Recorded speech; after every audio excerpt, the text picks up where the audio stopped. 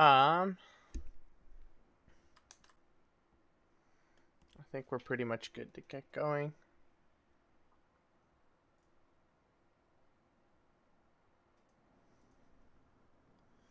I'm going to wait a couple minutes before doing anything of substance. But what I am going to do is run a couple laps, I think, on the Laguna Seca fixed set.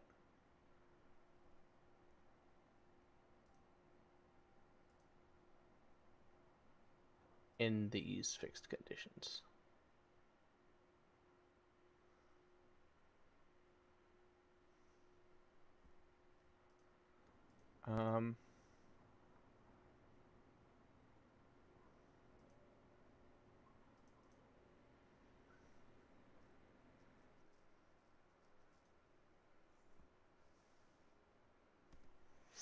Okay, so let's start it up.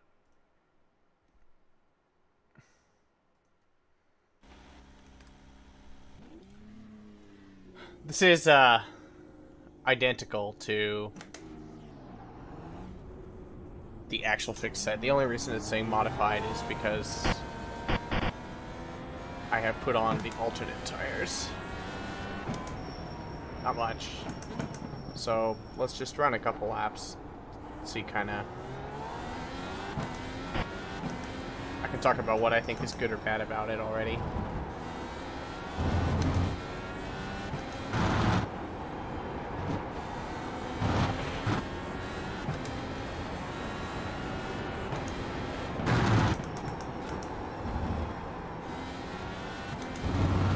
Well, one thing is for sure, it's pretty stable when you get on the power. It does have that going for it, so, you know, there's one baseline. But yeah, let's see how this fares.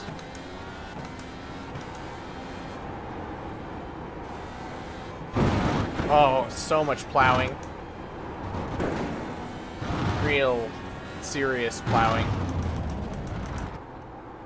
The low-speed rotation is actually not too bad, so that's something to keep in mind. I'm not even changing the ARBs from what they were set at the moment.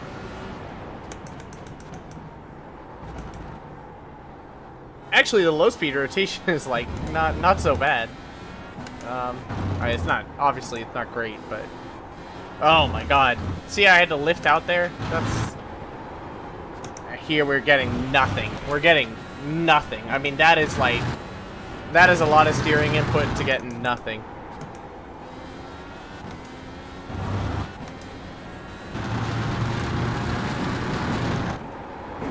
Again, really... Not a whole lot. The initial turn-in is like, kinda... It's there, but... Still a bit of a struggle. We'll run like, I don't know... 2-3 more laps. Lord. I mean, this is a lot of understeer. I'm really having to back up and lower the speed of all of these corners.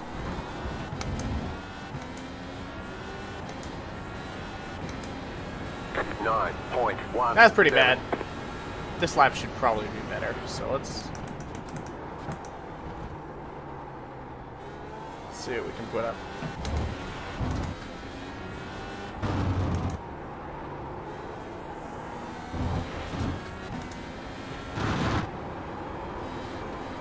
A little bit more, man. That is hard to drive around. That is really hard to drive around. You are just not getting a lot of rotation into that corner. The coast is kind of not doing its thing.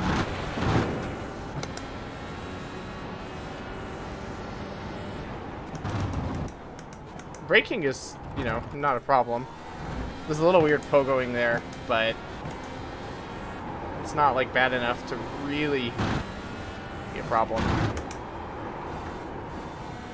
Again, just horrendous plowy understeer. Low speed corners are okay though, so that's something to keep in mind. I mean, that will be important to think about. Alright, let's run another. Flat for you.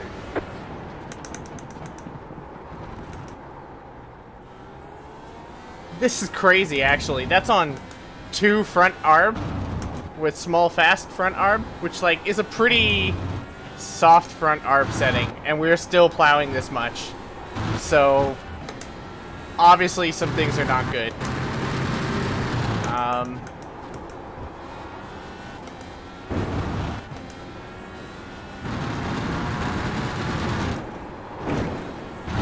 Okay. A little better.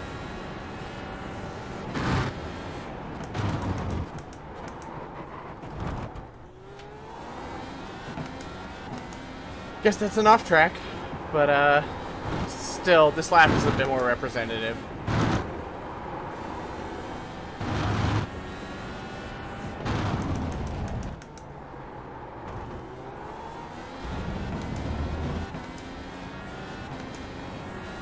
I sure do, man. It's my Gran Turismo kicking in. 8.351. That was your fastest lap. That's still not that good. I mean, I think we could do a little better than that, but it's very plowy.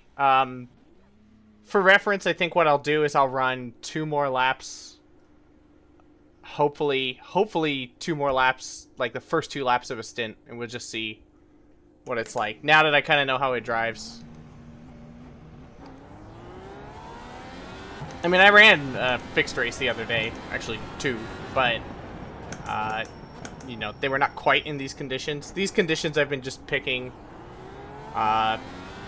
they're just, I tried to emulate what I saw near the start of open practice. They're probably not going to match, like, exactly IIS or anything, but they felt okay conditions to test the open set in, so I just kind of stuck with that. And obviously, for anyone who doesn't really have any experience working on sets, you might think that you can just run into a practice server, or like a public practice server, and start testing, but because they all have dynamic weather enabled, I mean, you can test, and it's not a bad idea to make sure that your stuff works during, you know, the entire range of conditions you might experience, but that's generally not something that, you know, is conducive to actually determining if things are faster or slower. You know, or just that, like, for instance, a sudden 15-kilometer-an-hour opposite direction blast of wind is not causing the behavior you're experiencing. Alright. It's crazy how much I have to really slow this bad boy up. There's really no rotation there. That's painful. Gearing here is like, I guess it's not bad, but a little strange. Good gearing coming out of there in fourth. It's not, you know.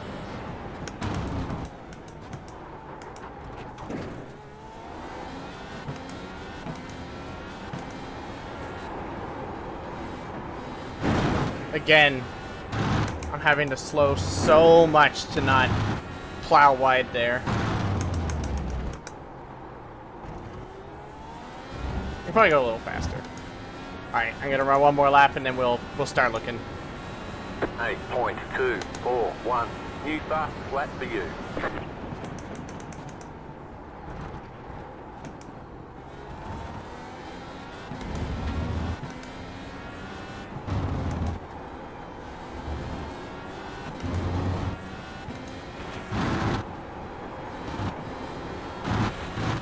Wow, I kept it on the track.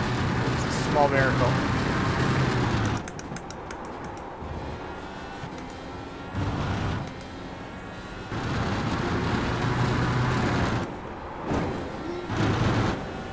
Okay.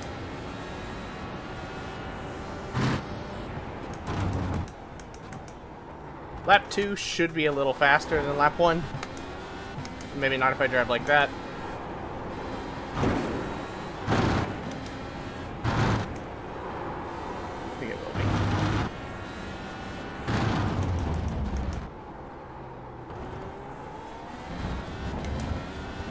Try and use as much of the track as we can there. Okay, so 8.193. I mean, that was your fastest lap of the session. Definitely not at the limit of that set. So, like, you know, I'm sure you can go a little faster there. There's probably a few more tenths in it, but that's what I drove. It was a relatively clean lap. I was pushing it, you know, more or less what I felt comfortable with. I think when you're working on setups, I don't want to say that you don't want to push the car to the limit, but whatever you're doing, you need to be roughly consistently able to do it. So, you know, that's probably not the time to be, like, trying to squeeze every last inch you can out of everything. You know, because all it takes is one lockup or something like that for your testing to be kind of useless. So, alright, I guess we can just start looking at the lap. We can kind of, let's go back and look at that, just, you know.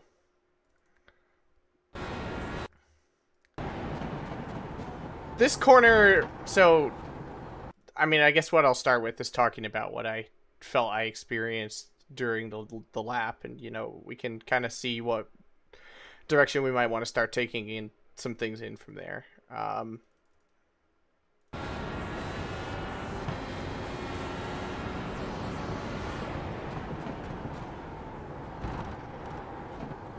So here, actually, the front rotation, like, the front did not feel...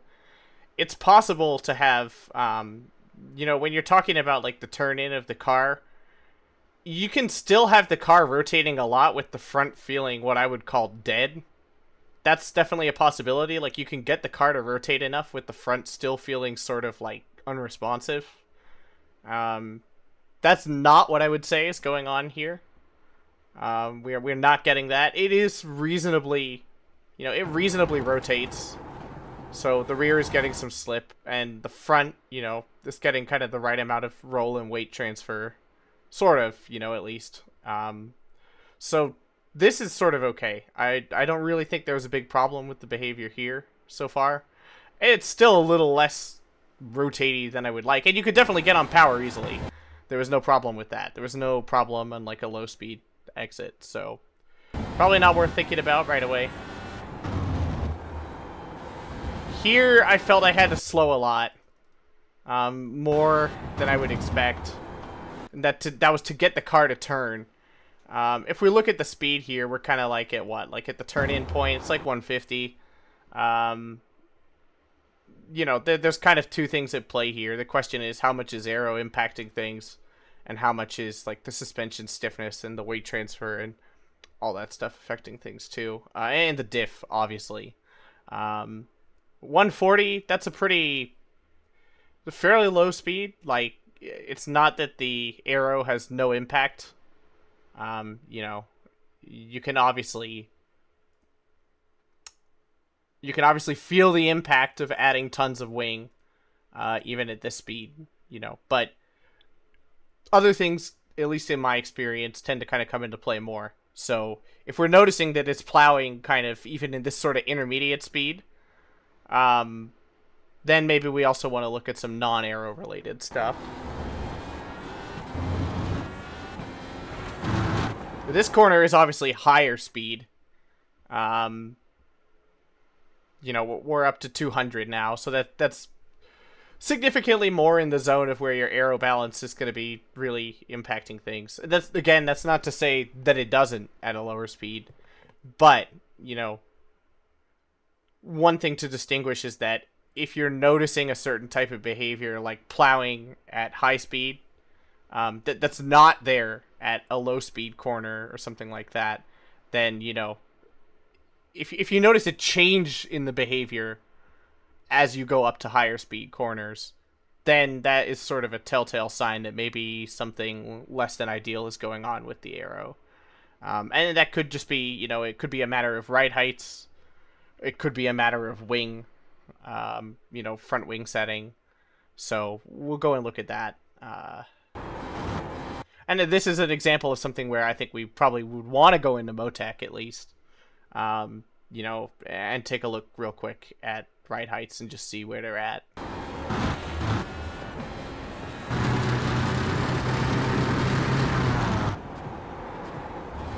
This is a bit weird. There's not a whole lot of turn-in. Like, it's really, like, not responsive to the steering input at all. Like, see, mid-corner, we just kind of, we don't have a whole lot going on. Not awful, but not great. This is... We are not able to carry a lot of speed through here. That initial turn-in is also kind of non-responsive. Like, this sort of... I feel like the car should have turned a little more, responding to the steering input here. Maybe not a whole lot more, but... You know, it's important to distinguish the behavior on the exact entry of the corner, like the moment that you're turning in, versus what you're going to feel either mid or late corner. I felt like there was a little bit of a plow, maybe not that bad on the entry, and then the aero balance, you know, again, at a high speed here, we're just not, the front is not getting enough grip. You know, we're just too rear-centered, so that's obviously hurting things. Now, what I will say is that it's fairly stable, so that's good. That is something that is actually good, because this corner, you know, the right heights are getting upset a bit, so if you're fully reliant on, you know, your aero balance to really just nail you through the corner, right, then it might be a little unpleasant. You know, you can have crazy things happen where you catch the bounce just a tiny bit wrong, and then suddenly you find yourself, like, completely in the wall. So that's not really happening here. Gearing-wise, we're at the top of 5th gear up here, so we're not, like, just barely shifting into 6th or something weird like that. You know, and at the moment at which we cross over here, we have a pretty decent RPM in 4th at the moment we get on throttle here, so that's nice. You know, it's not too bad.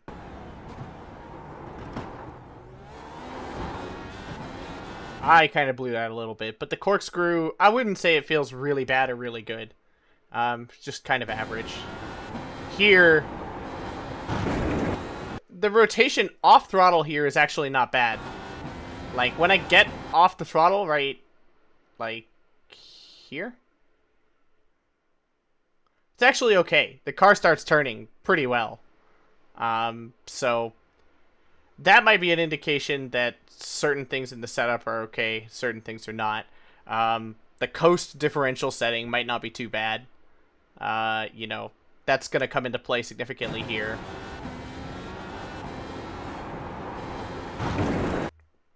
Another thing is that, you know, when you lift off the throttle there, the rear is going to come up a little bit. So it could be, for a variety of reasons, it's interesting to note that the behavior really changed at the moment that I lifted the throttle there. Some of that, of course, is just due to the camber of this corner and everything, but that's something I'll keep in mind when looking at the set. So now here, we are getting nothing. I mean, this is kind of interesting. We're getting nothing. I mean, the effect is compounded by the fact that the car didn't really turn in the way I wanted initially, which meant that I didn't get as much of the kind of banked portion of the corner that I wanted, so it's bad on bad here, you know, really nothing we can do. And then the final corner, it was kind of almost a bit unstable on exit there, but sort of whatever. And let's see here, real quick, coming into this lap, what are we getting up to in... So, I mean, that is not really ideal here. Like, we have, you know, we're coming out of the gearing on the straight here. Actually, if anything, I would say first gear almost seems a little short. We're kind of getting on power at, like, maybe it's not short. I mean, it's probably okay. We'll say, you know, kind of getting on in the, like, 8,800 RPM range. These gear transitions here, they're not really, like, out of the power band. Obviously, you know, you could spend some time optimizing them a little more. You know, if you look at the upshift points and the RPM drop, you know, at the next gear, kind of, where you're coming into the next gear at. Are you in the power band or not? I mean, the long and short of it, without wasting too much time talking about it, is that this isn't like way out, You're not going to be gaining and losing insane amounts of lap time in a straight line here with this gearing. On the other hand, this transition to 6 is a little awkward.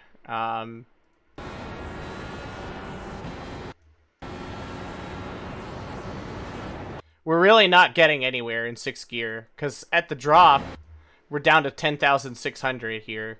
And we're only getting, at the end of the highest speed straight on the track, up to 11.3k. Which, sometimes, I mean, that's not a horrible thing, because you need to obviously leave some room for draft. If you're drafting someone, and you have slipstream, if it's a long enough straight, the impact on what RPM you end up at on the straight is pretty significant. So sometimes, this is like actually a real problem. And we're thinking like tracks like Fuji or like Spa or Road America or, anything like that. The difference in RPM between no slipstream and slipstream can be very major. On the other hand, you definitely still don't want to be running out of RPMs. You don't want to be running out of revs and hitting the rev limiter in 6 in draft. So, for qual, this is like definitely wrong. You want to be a little higher, because this gear transition from 5th to 6th, right? Like, you're not actually gaining any power. All you're doing is just stopping yourself from running out of revs. So if you find yourself in that type of situation, that probably means that the gearing needs some work. And of course that can have a knock-on effect. If we change, if we change 5th gear to make it longer, that's one option. In this case, I would say because the transition into 5th is okay, we watched all the way from 1st to 5th. It basically seemed okay. I'm not inclined to just like make 5th longer, especially because then it means we have an entire gear that we're like basically not using. That doesn't always, especially at a track like this, that might not be that detrimental, but it's there. We should probably use it. Or if you find yourself in that situation, changing the final drive and then changing all of the gears, to kind of just put everything a little bit closer together. That's another alternative. But I think with this, for the purposes of this, we can just change 6th gear a little, and we'll probably be fine. Something to consider too is that, if during the downshifting process, we find ourselves in closer together gears, like you will get better engine braking utilizing all the gears from 6th to 1st and shifting at the appropriate points than you might going from 5th to 1st. So that's another thing to consider with the gearing here, and another reason why, actually fixing 6 instead of something else might be worth doing. So let's go and look at it right away. These numbers in the garage, these temp numbers, I'm sure many are familiar with this, but just in case you're not, these temp numbers are actually the core temp numbers, not what you see in telemetry. They represent the core tire temperatures, not the surface. Those values have arguably a greater impact on your tire performance than the surface temps, which you can see in telemetry. That doesn't mean that surface temperature is like a useless thing to look at, because actually surface temperature shows you more clearly, if you're doing something that's inducing like flash heating into the tires. So like wheel spin on exit, or, really anything like that, or plowing into understeer. Both of those show up a little more in telemetry than they do, just looking at like core temps. So, all right, let's sort of get to the matter at hand here. Just like eyeballing this setup. The first thing that I'm thinking here, well, the diff is pretty important in terms of setup. You might argue that there's definitely a couple ways. Like, this is already a pre-existing set, So, in theory, we can say, oh, this is a good baseline to start from, so you can start making changes knowing that you have a baseline.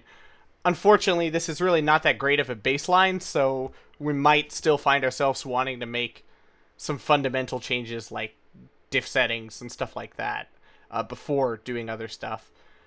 You could argue that the better approach here, something that's quick and easy and cheap and cheerful to do. In a situation like this, we felt at no point any kind of instability. In low speed, there was no real instability. In medium speed, there was no instability. And in high speed, there was also no instability. I mean, the one saving grace, I guess, here with this set is that it is very stable, which is good for a fixed set for beginners. That is definitely good. But, whether it's necessary to make it behave the way it does in order to get that stability is another matter entirely. Something interesting here is that we have no toe out at the front, too. Toe out is... I wouldn't necessarily say it always has a huge impact on the performance of the set, but if you find yourself kind of missing a bit of that initial, like, right at the moment of turn-in, if you find yourself just sort of not getting what you want, but you don't really want to change a whole lot else with the set, it can be the case that adding more toe out, so negative toe in at the front, can help. Also, if on the other hand, you start turning the car in it and right away you feel like almost like the front works too well, then you can start thinking about decreasing the toe in. It's a pretty small range here. As was pointed out to me by Brophy the other day, it's actually best to adjust this in Imperial and not metric, because multiple values in Imperial can show up as the same value in metric. I don't have a great example of that. Oh, here you go. Yeah. So, like, there's two different values that show up as 2 millimeters out. But, of course, that's just because the adjustment is made in 1/32 of an inch. So that will never happen if you adjust that in Imperial. Don't ask me why. That's the adjustment we get. So, that's the long and short of my advice there for you. I think probably a good thing to start off with might be, this is a pretty, like, shotgun approach, so I can't necessarily say if this is good or bad in terms of, the way that I'm approaching it. But if you're just looking to try and improve what you've got, this might be a good approach. Something that's I definitely like doing, and I think it's a good beginning and a good final step on a lot of sets, too, is, front wing angle, which obviously determines the front downforce percentage, at speed. You can see here, with this arrow calculator, we can set some more, like, sort of realistic, numbers or something like that. We'll say, I don't know, 4.8 millimeters, 19.8. That's kind of, those are some sort of normal-ish corner numbers. You can see here that even just a couple clicks on the front wing has a pretty major impact on the front downforce percentage at speed. And it's a rule of thumb in some cars, and just in general, that having a front downforce percentage at speed kind of higher than the nose weight percentage of the car is a very, very unstable situation. That doesn't mean that you necessarily never want that to happen, throughout a run, but that's sort of the very, like, hard limit of, like, you are definitely going to be losing grip and crazy stuff is going to be happening. So, if we're thinking about kind of mid-corner behavior, this set, clearly, as you can see, we're not anywhere near that limit. We're not, and I'm not saying that that is a hard limit in this car or anything. You can definitely be below that number, too, and still have the car be unstable. Ask me how I know. But I think a good starting move here, you know, there's a couple of things we can do, right, if we want overall a more forwards aero balance. As you can probably also see from the calculator, lowering the front is going to do that, to some point anyway. And raising the rear is also going to do that. The one thing, though, with that, though, is that if we change the rake of the car, which is, you know, the difference between the rear and the front right height, that's also going to impact low-speed corners from changing the, you know, basically the car's geometry. So outside of aero, you know, and you can tell this, obviously, from driving something like the MX-5, where, like, you know, there are no aero considerations, really, on that car. And yet, changing the rake has a major impact on, like, low and mid-speed corner handling, you know, and an impact on weight transfer and things like that. So if all we're looking to do initially, you know, without fundamentally changing the behavior of the car, is just get a little more front pressure and, you know, get a little more balance, you know, pushing the car into a bit more of an oversteer situation, or certainly less of an understeer situation, we can try raising the wing significantly. And I think with this, a decent approach is to take pretty big swings. I would not take a small swing, for sure. We could try something like 2 shift clicks right away. This is so plowy, just knowing my, you know, experience in the car. I'm just going to go 2 shift clicks. And so that's 10 normal clicks of front wing, you know, a full degree. And we'll just go out and, you know, there's no need to run like a ton of laps or anything. It's, you know, this is the type of thing where if I'm iterating on the setup, I'm just gonna go out there and, like, very quickly run, not even a full lap, you know, maybe just part of it.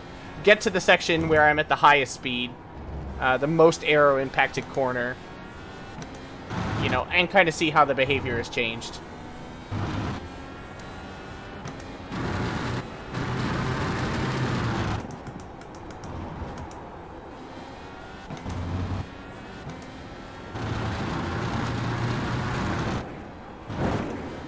So, definitely more rotation there. I mean, this is still the outlap. The tires are cold, so I'm not going to...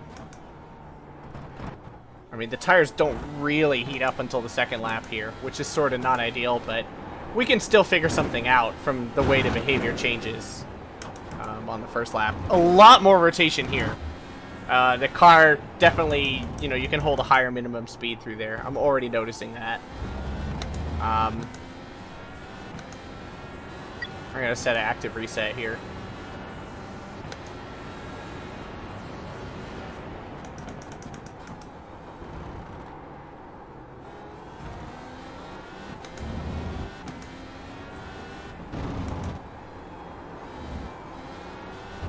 Still a little understeery.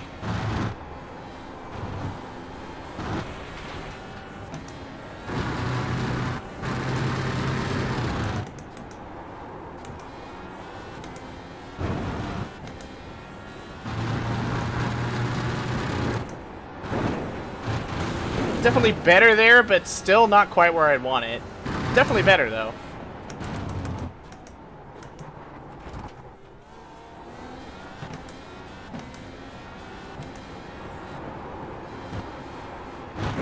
Still very plowy. Better through here, but...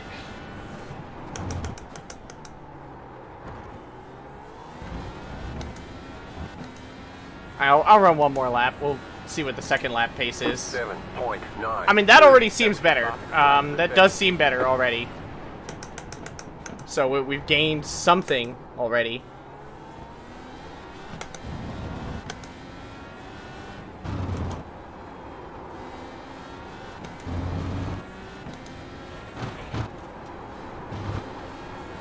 Still not really quite what I'm looking for there. Now might be a good time before we make any further changes to go and look in Motec at the right heights. Just see what's happening.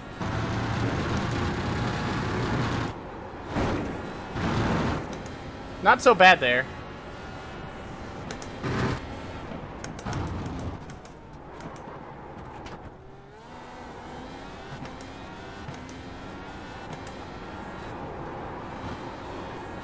understeery still.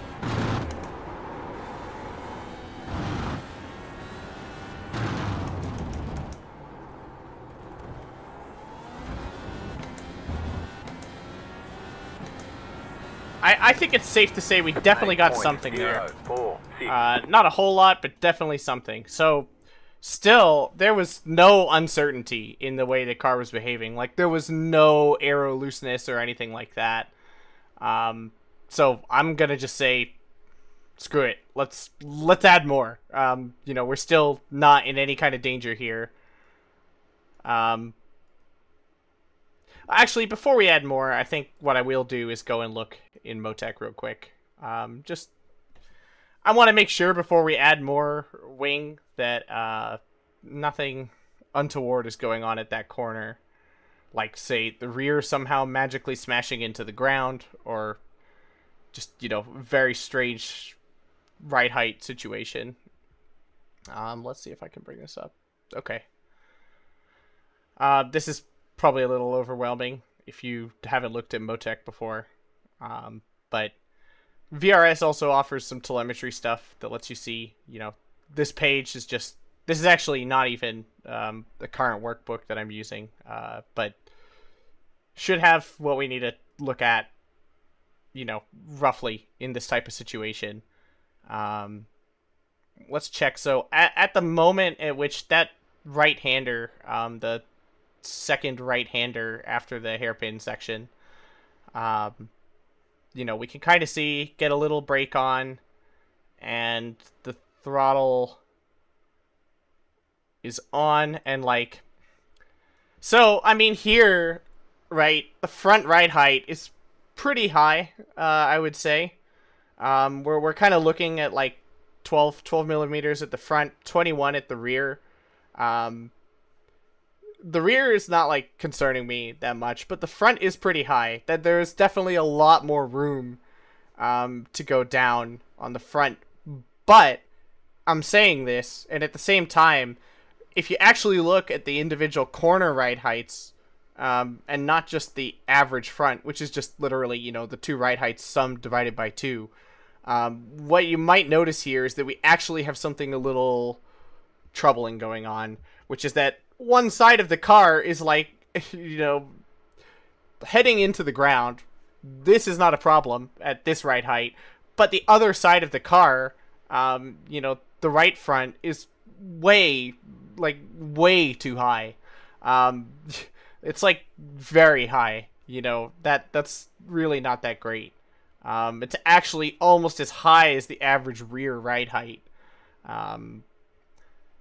You know, it stands to reason that in an ideal world, you know, we would have both corners have a right height where we want them. But of course, you know, due to the uneven loads on the car and so on, you know, this is clearly not going to happen. So this is something where, you know, I would think, right, in this type of situation, we could just add more wing to the corner. That would work. You know, we would probably, or more wing to the setup. You know, we could just add more wing. And that's going to mean that for the same average front right height, you know, we might get a little more downforce, or more downforce at the front, and a better balance due to the center of pressure, you know, in aero corners. But I don't know really that this is the entire story. Let's look for some other corners. Like, this type of thing, sort of... I'm seeing if we're getting any other spots that, like, are really, really bad.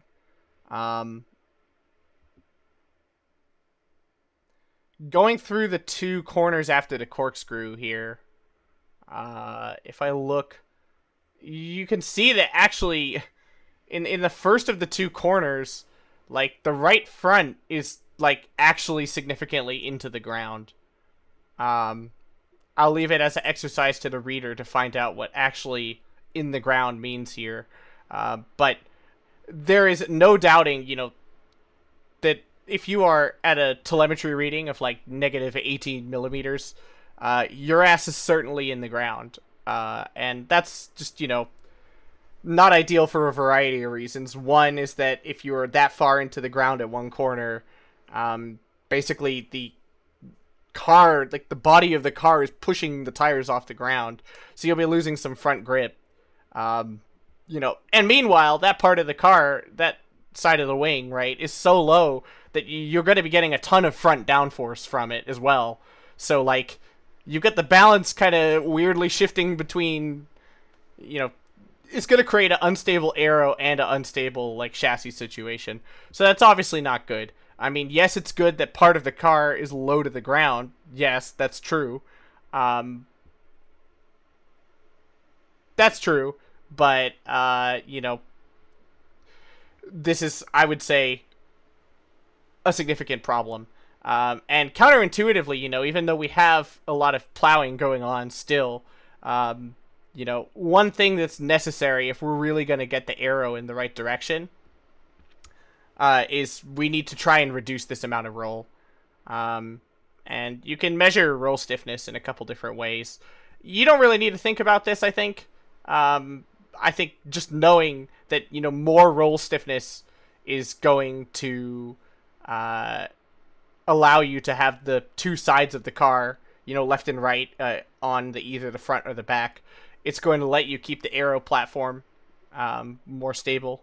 You know, it's going to let you not have so much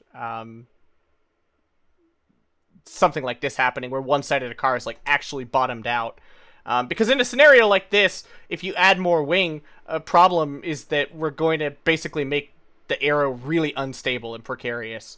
It could be better to, you know, accept that that front of the car is going to lose some grip due to a stiffer roll bar, but then be able to keep the aero more the way we want it, which means we can make it more aggressive and keep it closer to the limit than this. So, if we go back to the setup, you can see that we have the stiff, actually, no, sorry. We have the small steel front bar. With the way that the bar works in this car, you have the diameter size, the blade position, the drop link position, and the blades. If you want to make the bar stiffer, as the notes say, let's go back over here.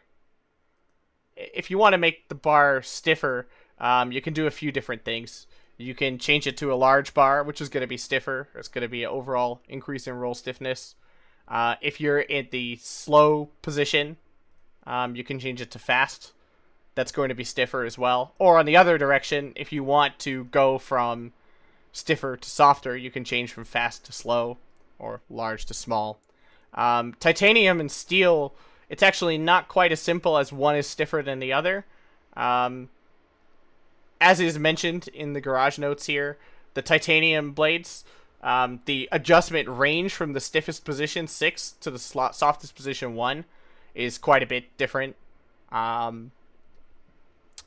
If you want to measure something like that yourself and actually figure out, you know, exactly the relation between, like, what's the difference between small steel fast and large titanium slow position 1 or something like that, that's when you need to turn to something like Motec. Plot out your roll stiffness. So you can set up, and there's a bunch of guides on how to do this. So I'm not going to waste too much time talking about it. But the general idea is that you are measuring the roll and plotting it against lateral G-force, and then taking a best fit, you know, across a whole lap, or ideally across like 2 or 3 or 4 laps. That's going to give you the slope of that graph. Is going to be, you know, you don't really need to worry too much about what that unit is or what it really means. It's just that obviously if the slope is higher, it means that with more lateral G-force, the car is rolling more. It's as simple as that. So if you wanted to compare two different, like very different roll bar configs to see, you know, objectively which one is stiffer, you know, you could, or like even roll bar position 1 versus position 6, you know, which is your in-car adjustment that you can use mid-lap. This can be a really useful tool for that. You can get a feeling for, you know, the exact order of kind of, you know, the various adjustments. And I wouldn't get too lost in the weeds in that. I'm not trying to be obtuse when I say that. I just, I don't even know the answer to that off the top of my head myself. There's not really too much, there's not too much value in that. You just need to know, do I want to make it stiffer or softer? And you can kind of tell, what direction all of the adjustments go in. So I think in this case, we can probably go to large, steel, slow. I think that's fairly safe to make it stiffer. That's going to be a little stiffer than small, fast. We can test that real quick. I mean, this is a pretty fundamental change, so let's just check real quick. Make sure that this has the impact that we want. If you're thinking, oh man, this is just gonna take forever, there's no way we're gonna get anywhere with this setup. Like, you've explained a lot of stuff and not really, done a whole lot. How are we ever going to find time? Rest assured, we're not as far off as you might think. So, okay, I'm gonna go to ARB setting 4 here. We were on 2. We were on 2 in small fast. This is now 4.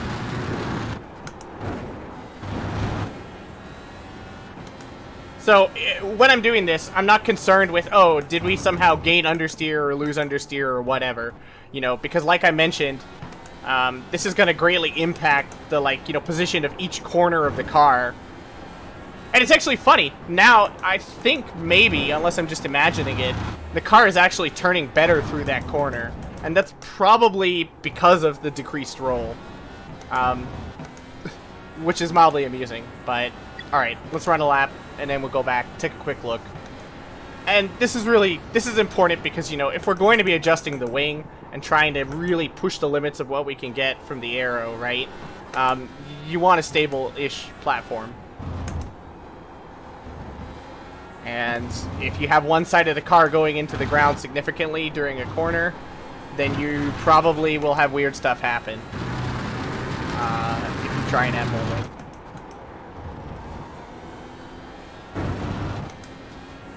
So again, I'm not thinking about lap time at all driving this lap. Like, it doesn't matter in the slightest. All I'm trying to do is run a lap and see how much that roll stiffness changed. And it's not only affected by ARBs. That can also be affected by corner springs. Multiple things. But if we leave everything else the same, then the ARBs are what's kind of clearly going to have the impact here. So maybe we lost a tiny bit of pace. It's hard to say. That's pretty close. But, maybe there was a little bit more understeer. But let's go take a look real quick. So hopefully I can load this up without too much hassle.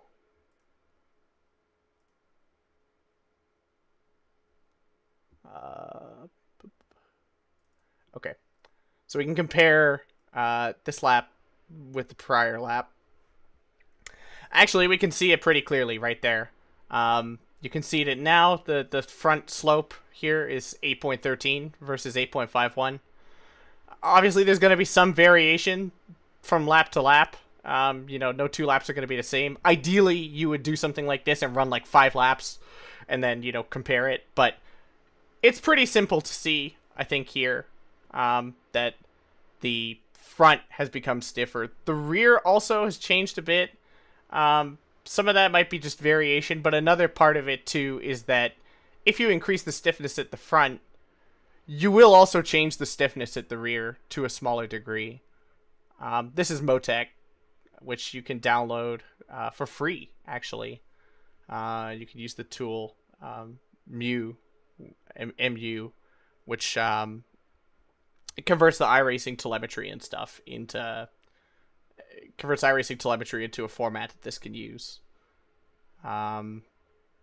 So, needless to say, we have stiffened up the front. It's also had an impact on the rear, but I wouldn't read too much into the rear impact, just because, I think you would not see as much if you ran like 3 or 4 laps. You would see that level of front impact, though. So, Now that we've got, and actually, let's compare something else real quick, which is that now, like, going through, what's that corner here? Here.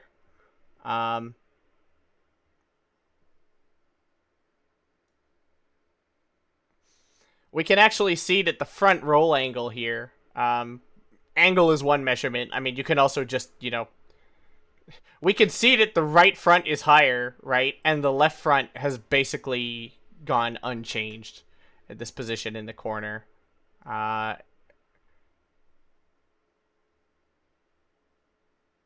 Really, ideally, in this case, maybe we want to smooth this out so I can actually set... I don't know if you can see this. You probably can't see this, but I can smooth this by, like, setting it to be an average of 9 samples.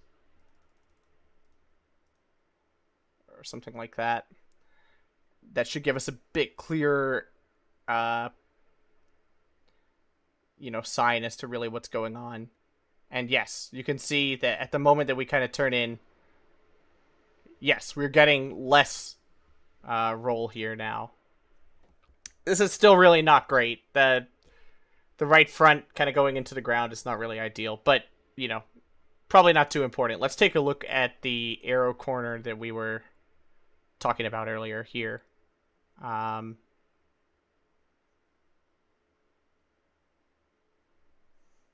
go like right at the moment of turn in.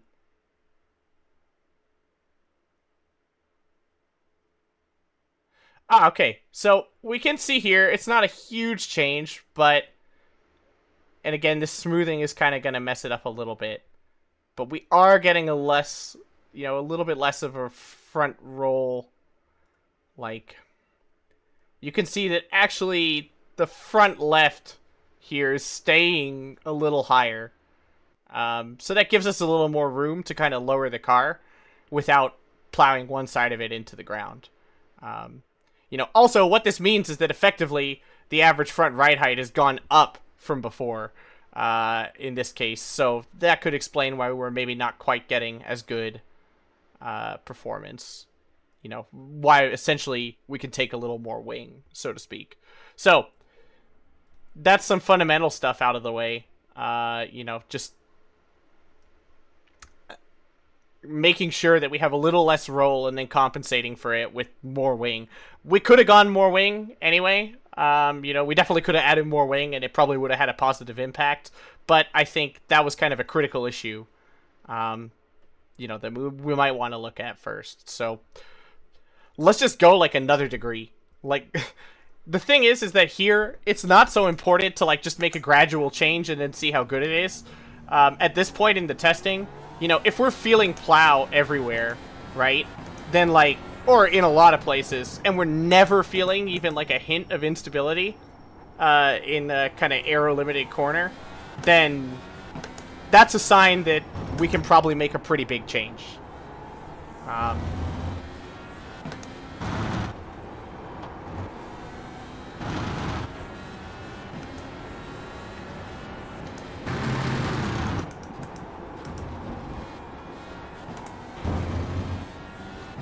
Outlap is a little bit of a struggle here.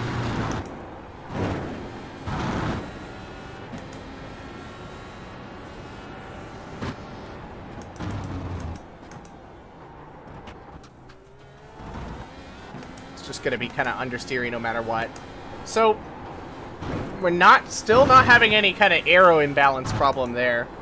Like, the car is not getting loose due to the front of the car having too much aero pressure on it. Obviously, when we're up to full speed on a lap, you know.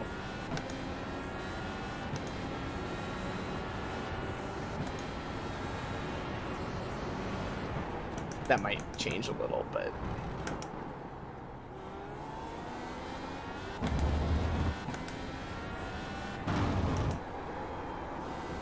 a little better through there. Actually, quite a bit better through there. Still not really great through there, but maybe a little better. Definitely better through there. I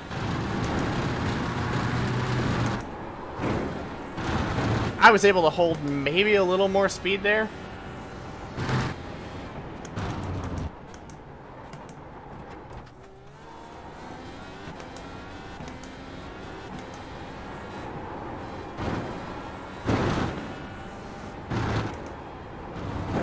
That was much better. That is starting to feel actually quite good. There's a lot more aero rotation through there.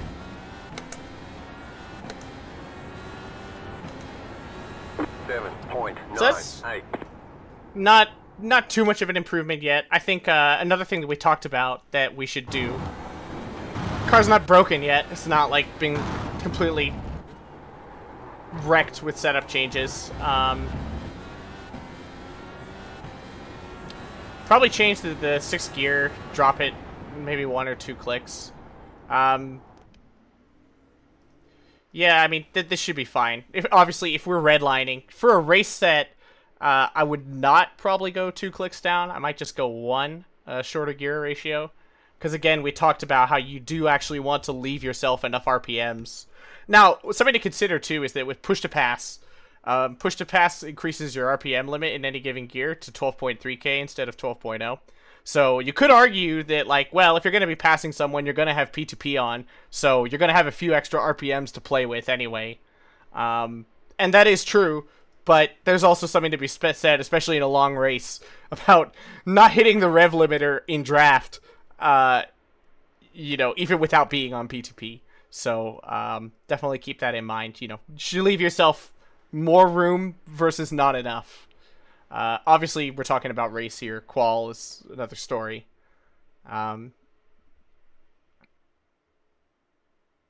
So I'd say now I'm starting to think, you know, we've added a lot of wing. We could probably add more. We could probably add another degree. It might be fine. I want, for the purposes of this video, I actually would rather try and, like, quickly get to the point where you're going to see, you know, aero instability. So I'm just gonna, like, keep clicking like this. And, you know, you might think that that's a, like, insane amount of front wing to add. And if you're thinking that, well, yeah, that's because this setup, you know, started nowhere near the limit of what you can drive, right? Like, not even remotely close. So now we're getting a lot of rotation, like, everywhere. Even on the outlap, I'm noticing it's, like, way more rotation. That, not so much. Still kind of plowy there, but the right heights, you know, go through some interesting activity in that corner, as I'm sure you can imagine. So, you know, it may not help with that.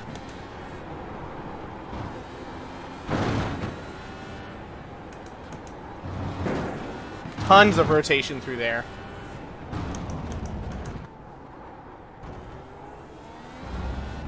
And you'll notice I'm actually getting, like, more grip on exit here.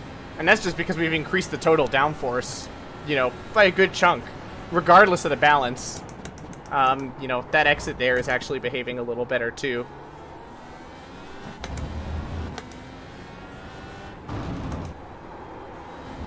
This is... that's starting to get close to, like... This corner when I'm off throttle here is a little suspect now.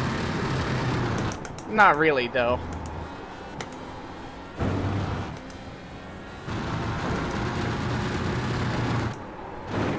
That's good. That is... We're getting more now. You know, we're gaining a little more, I think.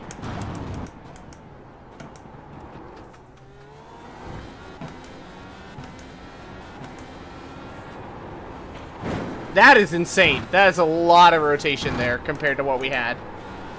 I mean, like, a lot of rotation. You know, way less plow boxing. 7.4. I mean, that was your fastest lap of the that's pretty good. That's pretty good for lap 1. That's a lot better than what we were at.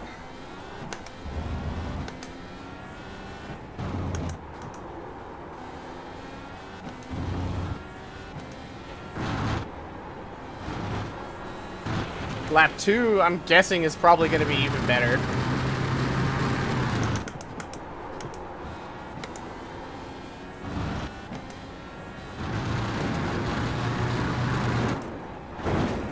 That is starting to get...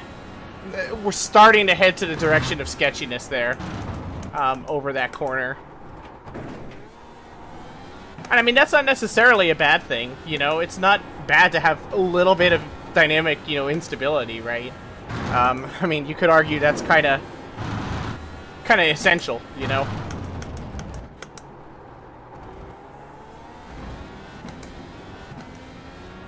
I mean, that was a pretty big gain. 7 point. You know, that extra degree of wing, we're now starting to have the car run into a limitation of rear downforce versus the front. So, we're definitely heading in the right direction. The lap times are getting faster. You know, and not just from me driving better. I'm trying to not really, like, just go way out of my way to push the limit again, and that's hard to do, you know, because obviously you want to test the way you're going to drive, but at the same time, if you're really driving to, like, exactly 100% of what you can do, it's going to be very hard to be consistent enough to really, you know, tell what's going on. So this is obviously good. We've added a ton of wing. That alone, combined with a stiffer front anti-roll, you know, just to mean that that wing is going to be more consistently applied. Kind of, I mean, that's maybe an oversimplification there, but I'm sure you get what I'm saying. That's already, and we've changed 6th gear, so let's actually go real quick and just check where are we at on 6th gear. There's still a little more room, I would say, for a race set from here. We could probably go up another click of 6th gear. So longer or shorter 6th gear by 1 click. So lower top speed. For qual set, probably even like 2 at this point. So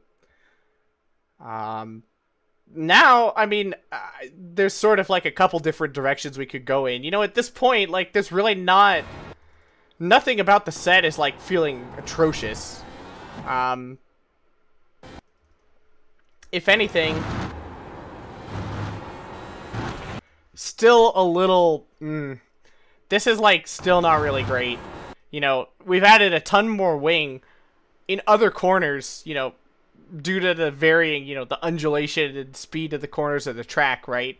There is another corner where we might reach our aero limit before we do here. So, like, just adding more wing at this point, I'm not saying it can't work. It probably can, you know, but it might not really have the desired impact. You know, it might only barely make this corner better and cause problems, you know, either in the kink here or, like, at, you know, these 2 corners. They're both, you know, pretty heavily aero limited. So you could, and if I had infinite time, I would just keep clicking upwards until I got to a point where that felt undrivable, you know, and then back it off just a little. And I think that's a big thing in general with setups, is when you're making changes of any kind, you know, you want to make larger changes rather than smaller ones, because it's often very hard to feel the impact of a small tweak. It's much better in my experience, both from a time perspective and also just, you know, like, to not drive yourself insane trying to feel something that's not there. You want to overshoot any change you make in general. That's my opinion. And I think a lot of people would back me up on that. You know, you probably want to aim for more of a change that you think you need. And if it feels good but maybe a little too much in one direction, then back it off. But if you just keep trying to gradually get there, you know, you might have a much harder time feeling what you need. So, I mean, at this point, like, we've probably found like 3 or 4 tenths already. I'm sure he is. I'm sure he is. It's good, man. It's true. You should make, we're just getting a comment in the chat from Phil Kraus here. I would argue probably the hottest IndyCar driver, regular IndyCar driver in iRacing right now. Agreeing that this is you know, I think it's a good general philosophy. Make changes that are too large. I mean, obviously there are exceptions to that, but you know, in general, it's not bad. To just kind of take that approach. Now, so, now let's head back into Motec real quick. And And again, if you wanted, you could use the VRS telemetry tool. I can't vouch for the accuracy of anything VRS puts out in telemetry or whatever, or its telemetry viewer. I'm not saying it's inaccurate, I just don't know. All I know is that Motec is reading out what we're getting, which has its pros and cons because, as you will probably pretty quickly realize, 0 ride height in this stuff does not necessarily mean that you're grounding out. So, you know, don't take, oh, I'm at 0 millimeters, which means I must be grounding as some kind of gospel. You know, that is not the case. I'll just say that much. So, you know, in this case, we're talking more on a relative aspect. And either way, if you are 18 millimeters inside the ground at one corner, you're probably actually in the ground. You know, you're probably going to have some negative behavior. And you can tell that yourself, you know, just when you try it, you'll see. So I'm loading these faster laps now here. From that last run that we did earlier. Let's see here. I mean, honestly, I'll probably just look at this now. At this point, I think it's not as important to compare with the earlier laps. We're in a good place. Like, this is better. The car feels, like, okay. It's not good, obviously, but it's not, like, totally scuffed. We don't need to be looking for, like, something going horribly wrong. Some might disagree, but I think you know what I mean.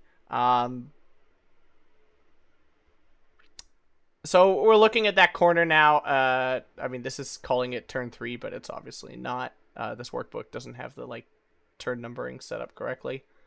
And we look at the moment that I turning right there at that corner we were just talking about. The second right-hander after the hairpin. I think that's T5, T6, whatever. Not really that important. You know, I'm lifting out and turning in. And steering wheel angle is a good tool here for really telling, you know, what moment are you turning in. You know, because what I'm thinking about here is sort of how are the ride heights and the aero balance due to the ride heights impacting the way that the car behaves kind of just a little after turn in here. Not really mid-corner, but like at the transition from entry to mid-corner. And we're seeing that we're at 10 at the front. Again, this is, like, not ideal. Now, I mean, we had worse. You know, we had, like... We were, like, actually even further down. But, I mean, this is, again, you're probably going to now see the impetus for reducing the roll here, right? So if we're thinking about what can we do to improve performance at this point, well, you know, just, like, look at our handy-dandy aero calculator here. You know, and we can see that as we go down, right, we are getting, the downforce to drag ratio is improving, and the front downforce percentage is increasing. There could be multiple explanations for this. You know, technically you don't know that you are getting more front downforce just from these numbers alone. But remember that this car has a pretty big ground effect situation going on. Wing angle is only one component here. You know, the efficiency falls off pretty quickly, you know, not just because you are getting more drag, you know, at a higher ride height, but also because you're just losing front downforce. So getting that front wing a little closer to the ground might help us. The rear, you know, we don't even really need to think too much about the rear. I think the thing is that if we change the rear too much right now, like, that could affect the behavior in some other corners in maybe unfavorable ways. It is getting awfully high in some places, though. So, you know, especially remember, like, we have the rear ride height at, like, 33 millimeters here, but that's not the entire story. You know, one side of the car is at 44 millimeters, which, let me tell you, that is a lot. That is very high. You know, you really don't want that. So, you know, there could be something to lowering the rear here and going maybe even below the ride height at which we're getting basically, you know, the best efficiency or the most downforce in order to improve the behavior in some other lower speed corners. But I think a fairly simple thing to try and do might just be to lower the front by a little bit. if we look at the front ride height over the lap, like, there's not really any spots where the average is getting below 0, really. Here it's quite close, and we do have one side kind of getting a bit low, so that's not really ideal. The rear is also pretty low. I think in a situation like this, we're not having insane bottoming under braking either. I mean, some of that is to be expected in this car. You shouldn't necessarily be like, oh, the car is bottoming at the front under braking. My set is awful. I mean, that's just not... In practice, it's not how it plays out. You know, that compromise could be worth it. I think probably something that's worth trying to do. Maybe...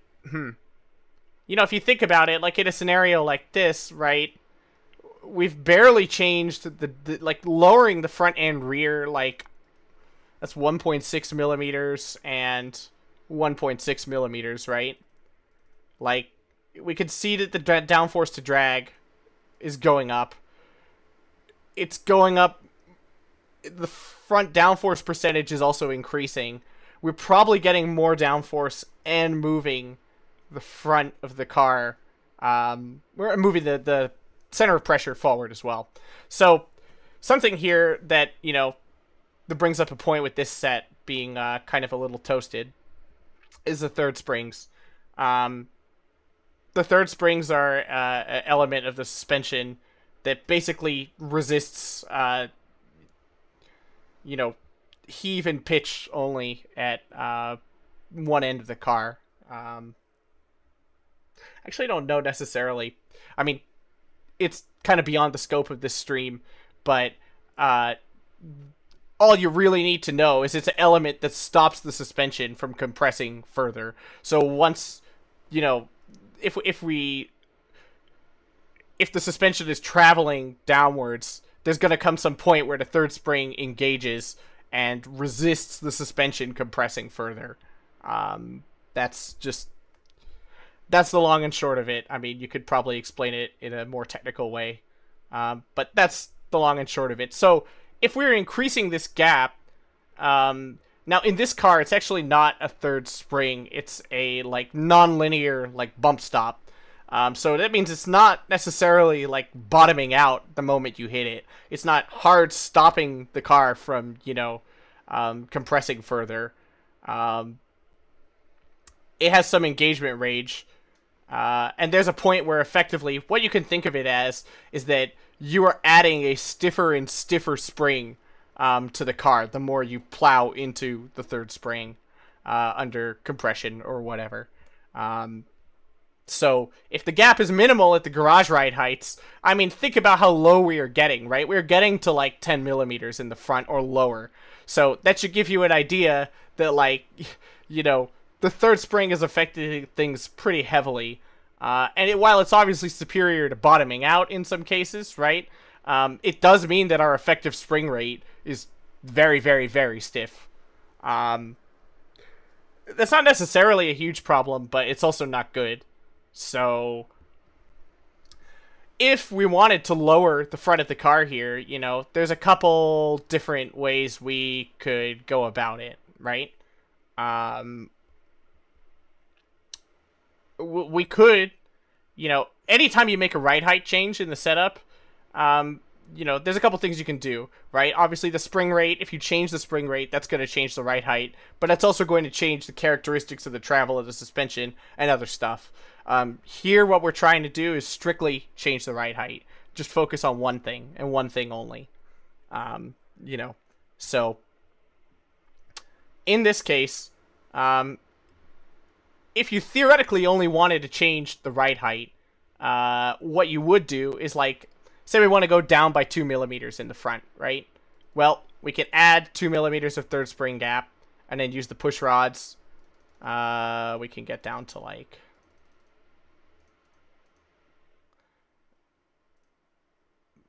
whatever, 21.6. Now you'll notice that the third spring gap did not change by 2 millimeters. And that has to do with the specific, I mean, I can explain it, but it will just take a while, so I'm not going to bother. The gap changes non-linearly with the change in quarter ride heights. Or it's not a one-to-one change is what I should say. So keep that in mind. It's not quite a one-to-one change, but a good kind of way to eyeball the ride height change is you basically want the third spring gap to be similar to what it was after you have changed your ride heights. So, like, you know, we were at, what was it, 23.6? I should probably have saved that.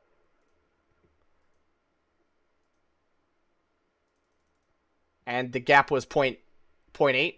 So here, you know, if we wanted to, say, lower the front by 2, and keep the same third spring engagement characteristics, like if we're just trying to find the impact of the ride height change, we would add roughly 2 millimeters of third spring gap, and then adjust the push rods to get, you know, basically to the position that we want.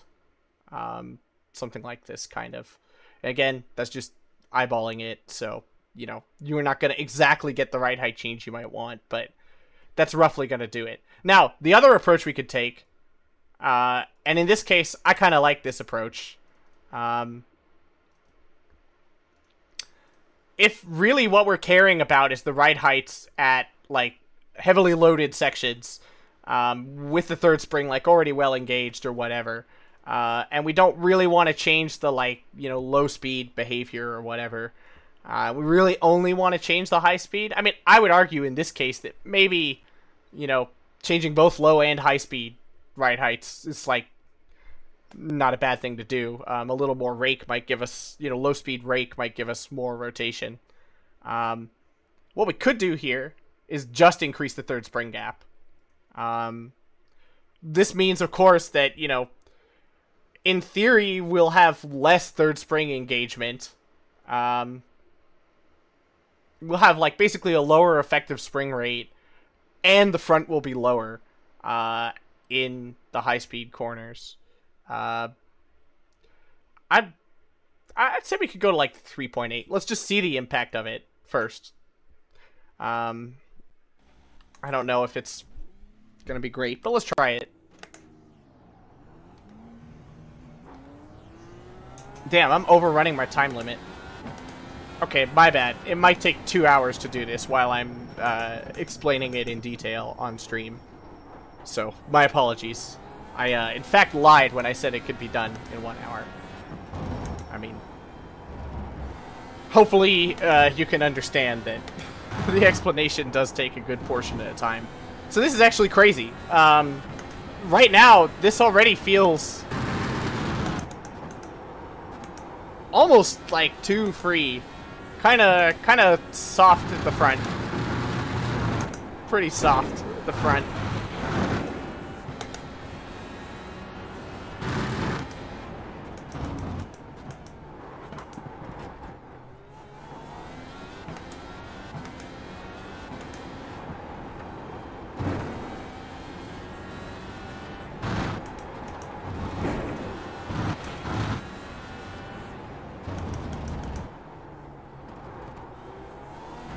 Kind of good.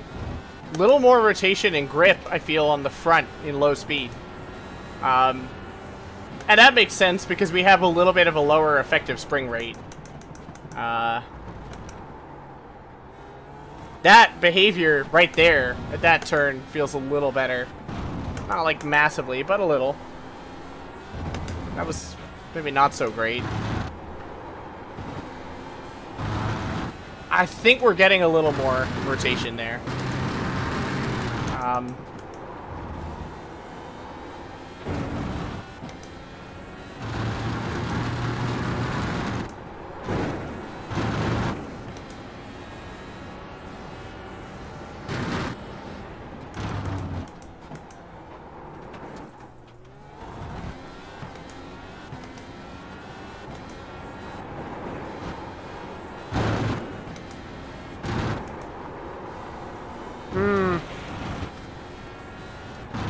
That didn't feel so good. Let's see what lap 2 is like, just out of curiosity. I mean, that was... It felt like the car kind of assed out. It's hard to explain, but... 8.102. Something a little strange happened with the, like, front suspension.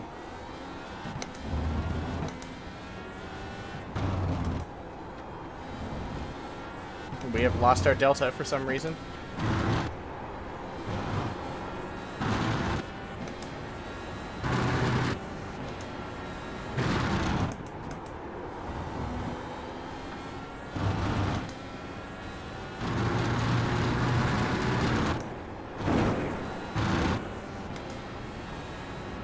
This is kind of feeling good.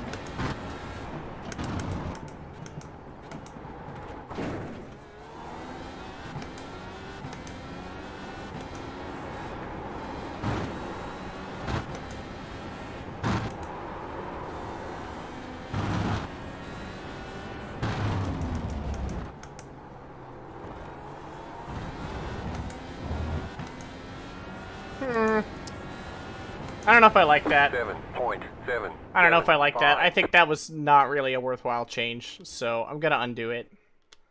I'd have to go and look a little more in detail as to what kind of went wrong there, but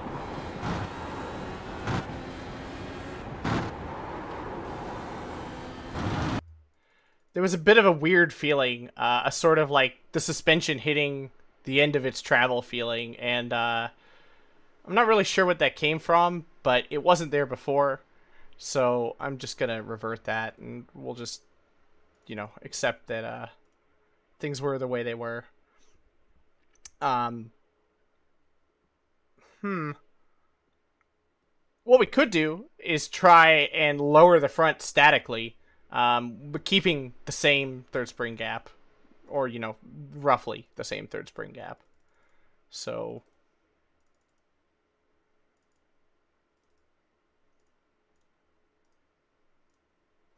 this should kind of mean that the third spring is basically affecting...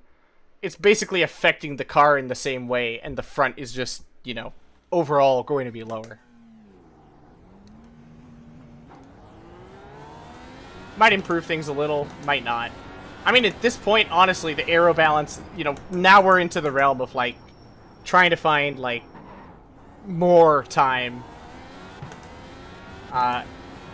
You know, it was pretty quick to change the roll bar and add some, front wing. You know, that took very little time. It had a major advantage. You know, that definitely cut a significant amount of time due to better high-speed behavior and plowing less. So that's good.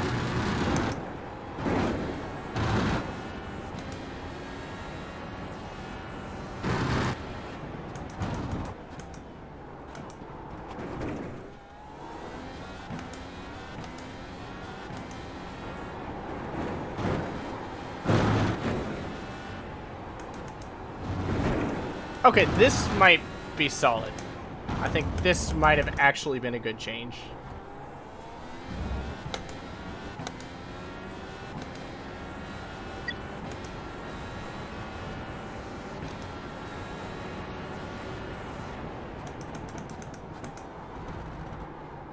So with that front a little lower, we should get better low-speed rotation, which it kind of seems like we are. We should get better downforce and a more forward balance in the high-speed corners, which it kind of seems like we are.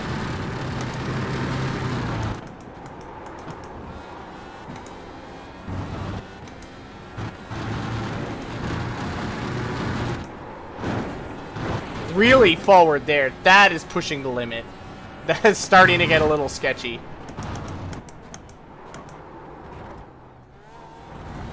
I don't think in a bad way, but you got to be aware.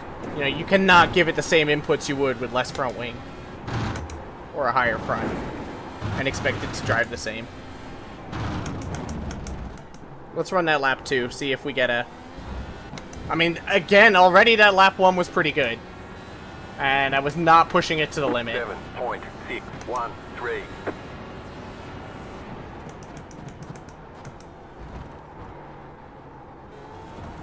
Some pretty good rotation there, honestly.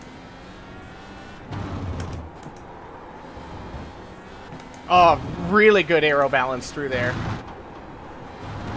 Really good aero balance through there. Imagine doing that with the way this set was driving initially. There's no way. You wouldn't be doing that at all. Like, that's verging on loose.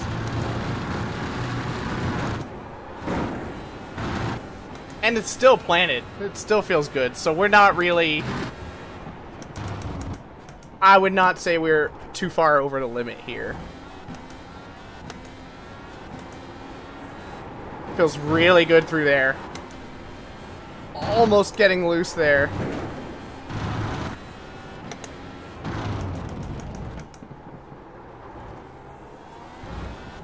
Oh, now we're talking. That's definitely better. So, there's more time. That was your fastest lap of the session. We've found a lot of time from the fixed set now already. And, you know, in total, again, while I've been explaining this, since the time that I opened the session, 1 hour and 26 minutes has passed.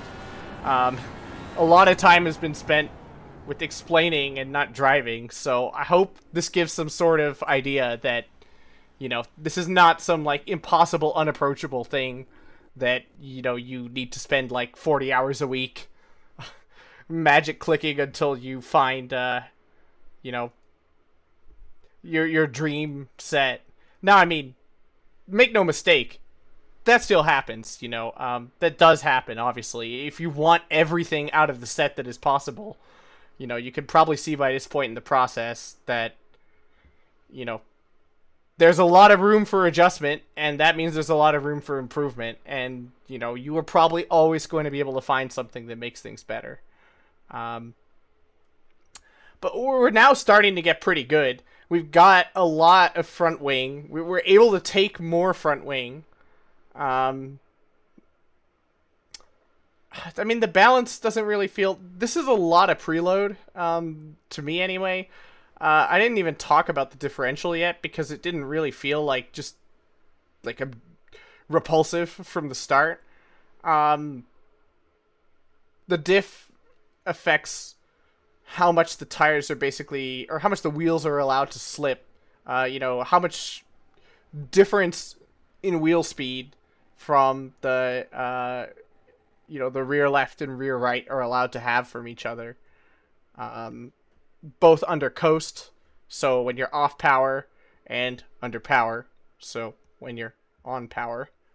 And, you know, less locking means that there's going to be less resistance of difference. There's going to be a lower force applied to try and lock the wheel speeds together. And more locking, which is actually a lower number in this car. So higher number is less locking, lower number is more. If you have less locking on coast, it means that, you know, the two wheels can rotate at different speeds more easily, right? Which should in turn, you know, give you a smaller turning radius. You know, it should give you more rotation, which is good. But of course, if, you know, the grip available to the tires is not enough, right, then if the difference is too large, then you end up in oversteer. So that's something to consider. On power, you sort of have the opposite. Applying more locking is going to give you more, well, the same thing applying, I should say. More locking is going to give you more understeer until a point at which it gives you more oversteer.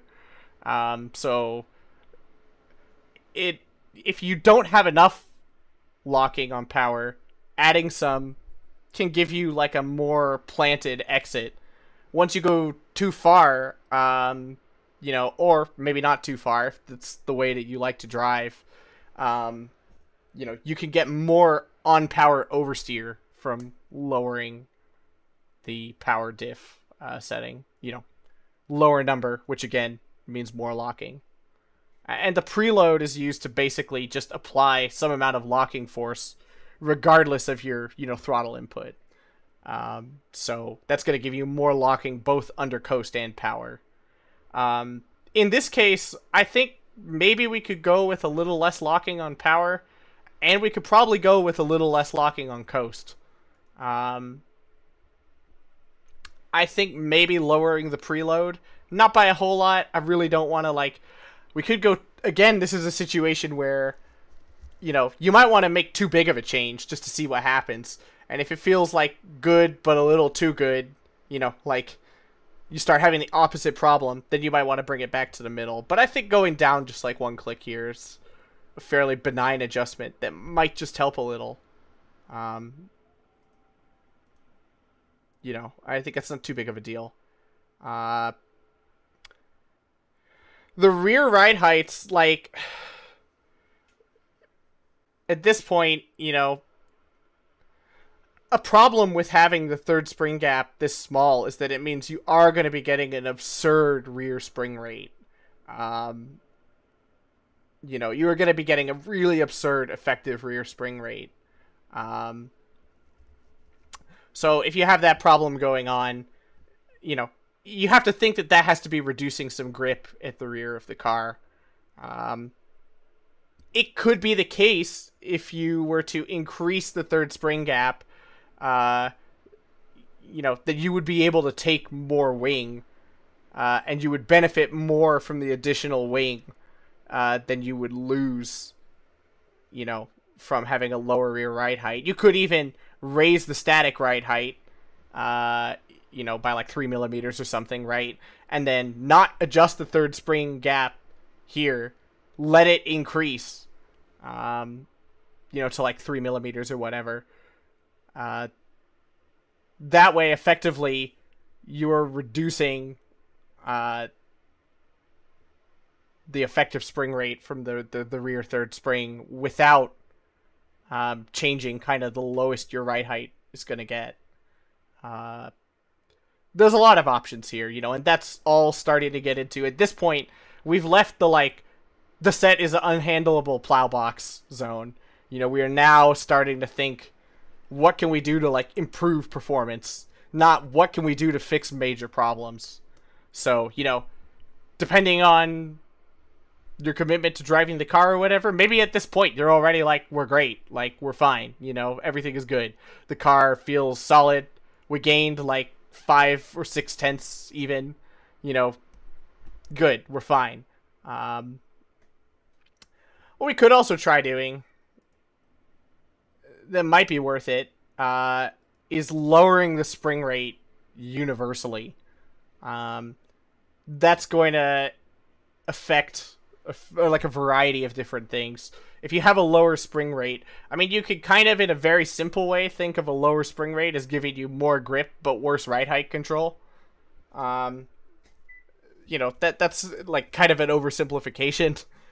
But, you know, when you consider, too, that especially with this setup, right, the third spring, we are going way deep into the third spring, you know, both at the front and the rear. So it stands to reason that if that's already controlling our ride heights pretty well, maybe we can afford to drop the spring rates all around. You know, that could be an option. We could also change the rear arb to be stiffer to get more low-speed rotation. You know, you could either just crank the number up on the in-car adjustment, or you could change it to large slow, and then, you know, find whatever number setting works best for you. Either of those are good options.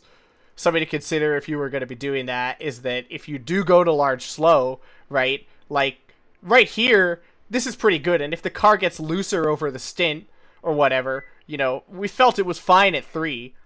We could drop it if we wanted more kind of rear stability, right, at the cost of a little rotation, or we could increase it if we wanted more rotation at the cost of a little bit of grip.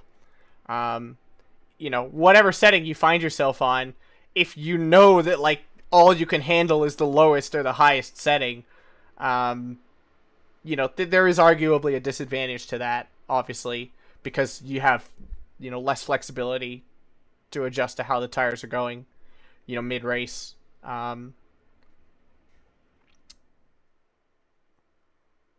With regards to the front, I mean, we could definitely still go stiffer or softer, you know.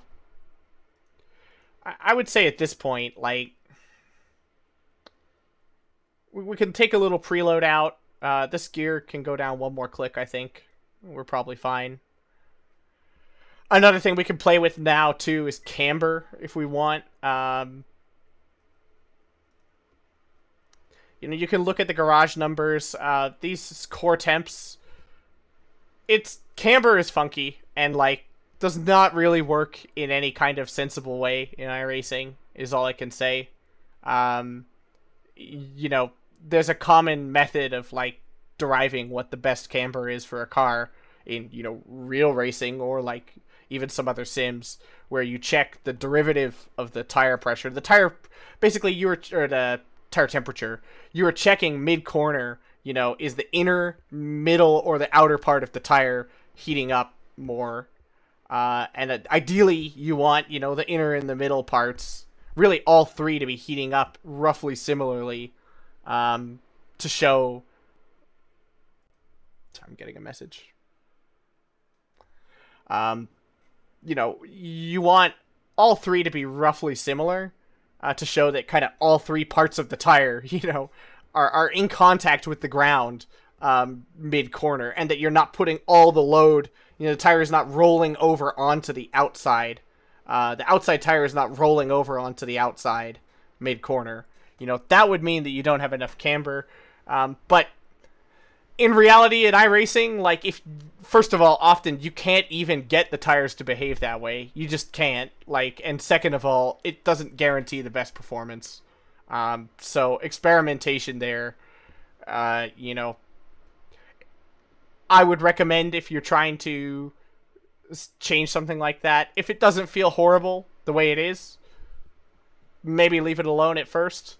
If you want to try and search for performance in whatever set you're using, you know, you can take big swings in either direction and see if that either, you know, if you decrease camber, as in make the number smaller, less negative, which is, you know, positive clicks. You know, if the fall off improves, good. If it doesn't, then, you know, there's probably no reason to take less. If you get to very high camber values, weird things can happen with the tires too. So if you start feeling something strange when you're increasing camber, it's hard to really describe, but you'll know it when you feel it. That could be a sign that you have too much as well. So, I think here, like, if I really wanted to try and think of something to do now, I would say maybe we're not missing too much rear grip. We could probably go to large slow. I think we could probably go to large slow. This tiny third spring gap kind of unnerves me a little bit. Just because that is going to be taking some grip away from the rear. And the spring rate is already, like, pretty stiff. So...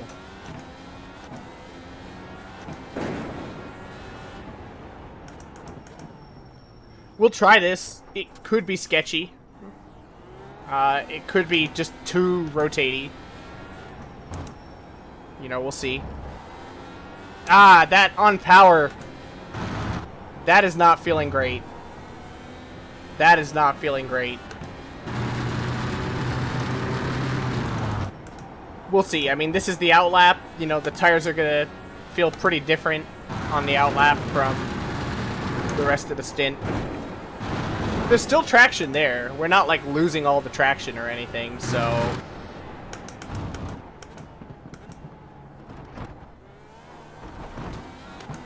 it's not bad.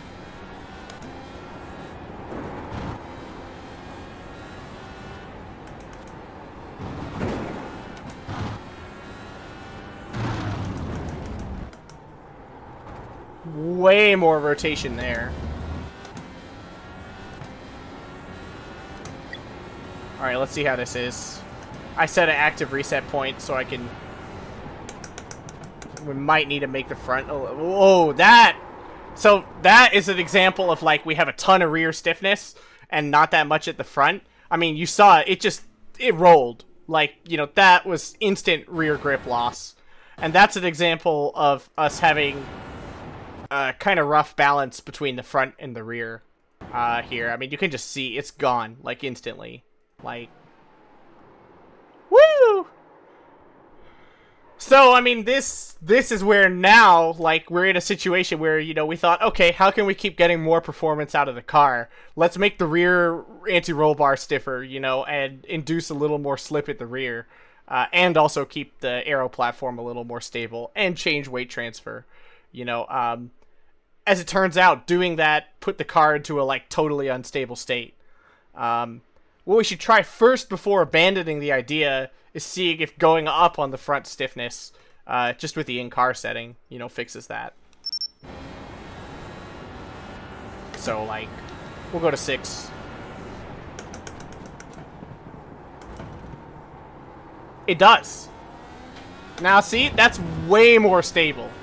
Like, that would not have worked. Now, it's still a little... I mean, I can handle this. It does feel like there's a little more performance in it, right? But on the other hand, oh yeah, that's it's not gonna work. I don't think that's gonna work. I think there's 2 ways we could go from here, and I'm leaving that as an exercise to the viewer. There's 2 ways we could go from here. We could either make the front even stiffer to compensate, right? Because really, when you have a situation like that where the car is losing it, it's not just about the front and the rear stiffness. It's not about either of those in particular. It's about the ratio between them, if that makes sense. So that's the more important kind of metric there is what I would say.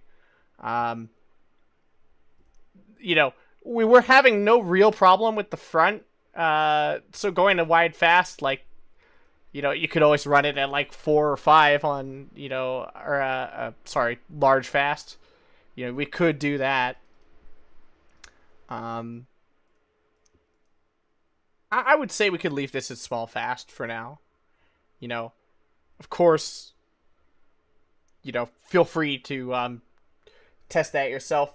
In my experience, if you make a rear arb, like, type change, so from either small to large or slow to fast for a given small to large, as opposed to just a blade change in the in-car adjustment, that is the level of setup change where, like, you are going to have to compensate in some other way. It is a level of, like, fundamental change that could affect, like, almost everything else that you do, in my experience. So keep that in mind. Like, you know, that could be an argument for making that decision very early on in the process, you know, but just be aware that if you do make that change, like, probably what you had is not going to work if it was already working. You know, you are probably going to have to do something fundamentally different, you know, and usually that's not even a matter of more or less wing. That has to do with, like, differential, ride heights, spring rates, all that stuff. You know, that is all going to be affected by making the rear arb type, you know, diameter or position change. So, I mean, at this point, like, now, you know, we're sort of just searching for, like, anything that could get us, you know, either a right height in a better position, or well, the gearing is already good. I think the gearing now is pretty solid. I might go for some toe out at the front. Let's just, like, see if we could get a little more rotation on entry. It seems like we have enough rear grip, kind of, like, that's not really a problem. So let's just see if we can, like, just get a little more rotation on entry. I'd even say go to 2. Just, like, you know, it's better to make a larger change than a smaller one. If we get too much, then we'll dial it back, right?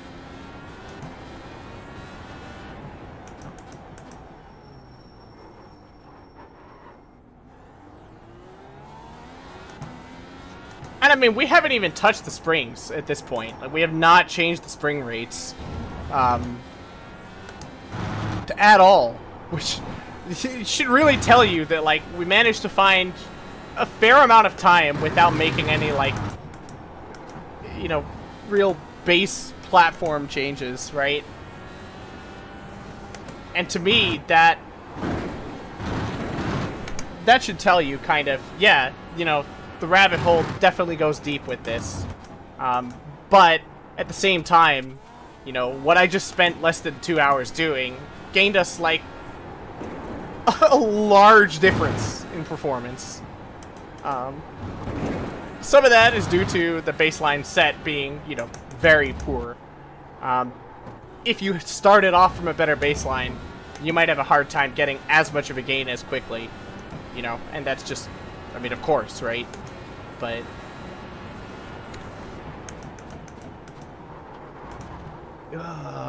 that was really not great. Front feeling kind of understeery and plowy there.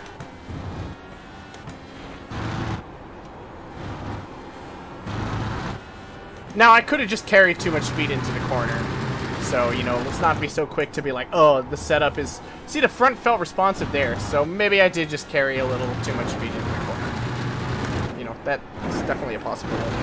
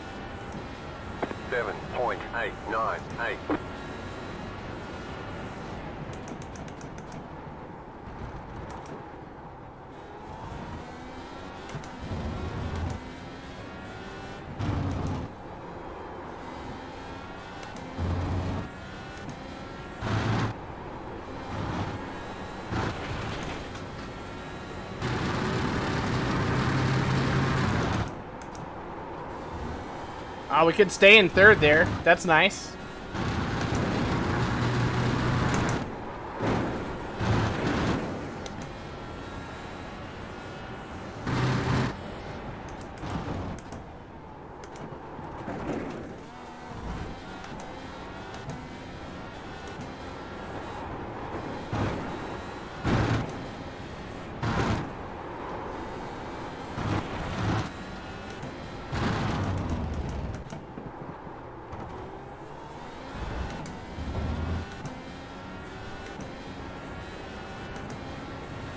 Really say if that was a big improvement or not, or like actually, for that matter, really much of a change at all.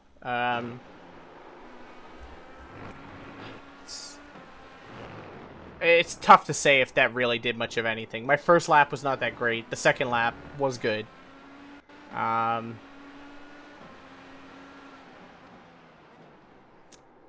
don't know if we're looking for anything there. That didn't really feel effective. I think we could probably go back to 34 preload. I don't really think that was the right direction to be, like, seeking anything further in.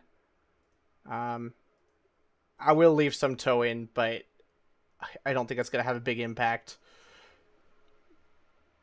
Maybe what's worth doing is lowering the front spring rate a little. The other thing that I wanted to mention really quickly is that I did carry quite a lot of speed at the uphill. You can see right behind us in the distance at the kink.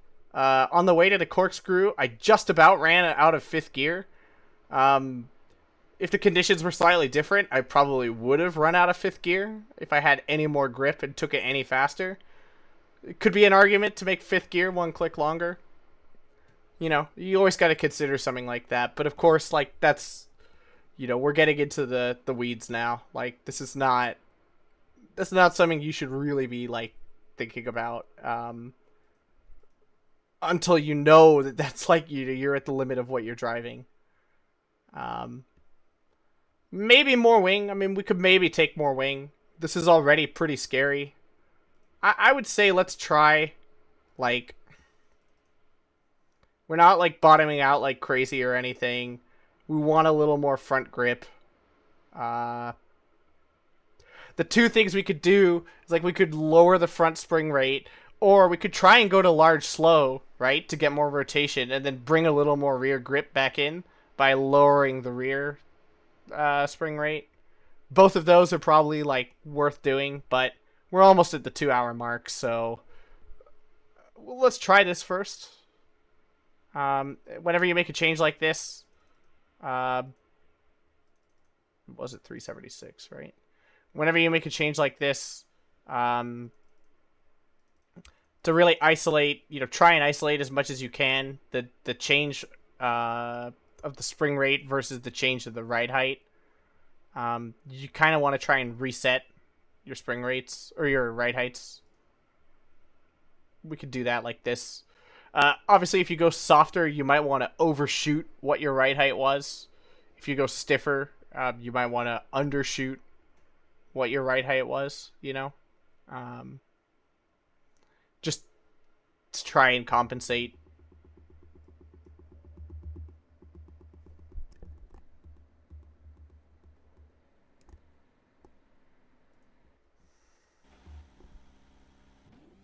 Okay.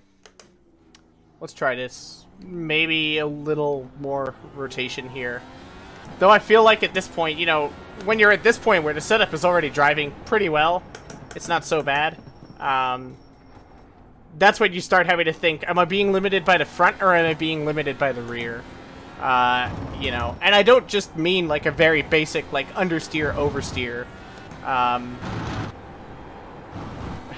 mean, we're at the point where like it's starting to kind of become a little more abstract, maybe, I guess, in terms of like driver feedback. Now, lowering that front, I can actually like instantaneously feel lowering the spring rate. The front is a little more compliant. It's getting a little more like early rotation.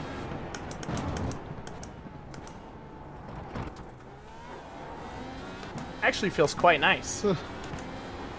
Nice through here too.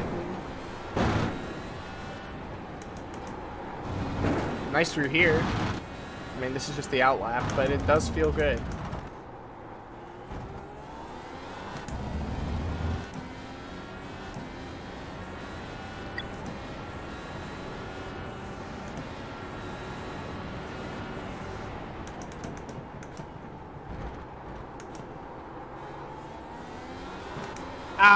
But see, now we're getting like some pretty extreme weight transfer. Like we're snapping into oversteer on exit. So that's not really great. Now that could be fixed in a variety of ways. We could like make the anti-roll bar stiffer. See if that helps.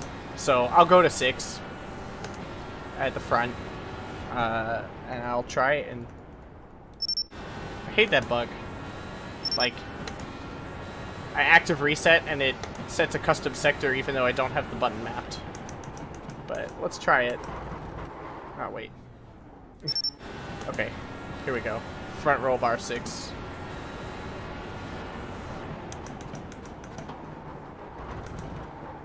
That's starting to feel a little dead.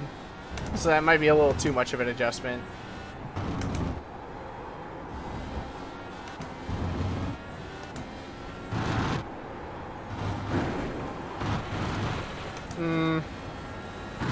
Not really ideal. Try 5. See if it's kind of any better. Oh, right. We should be running the rear at 3. What am I doing? Because that's where we were.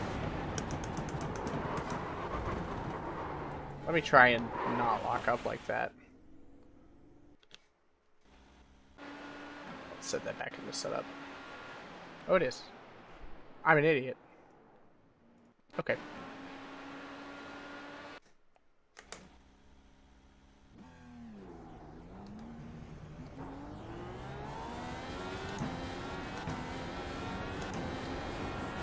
I mean, overall, I would say, honestly, like, already it feels a lot better.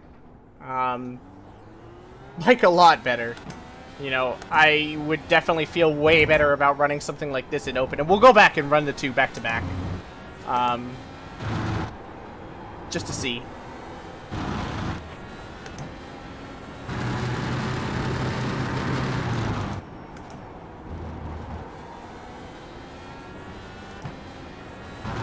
So I'm now running 5.3 instead of 4.3.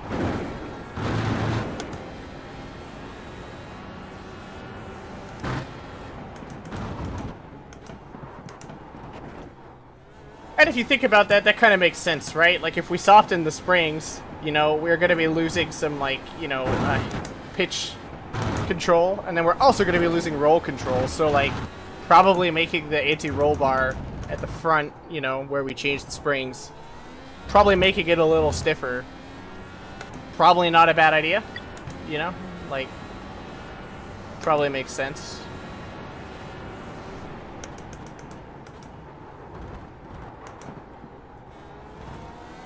Oh, that's money right there.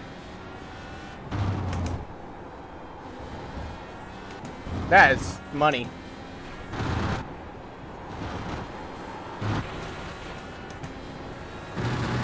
I kind of did not drive so well there, but...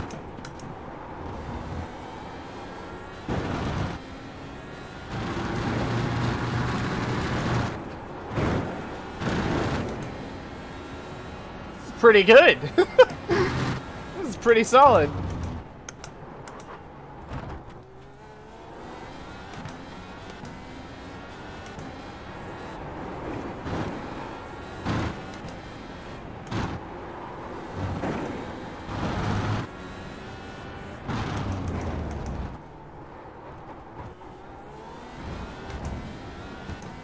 This is not bad at all.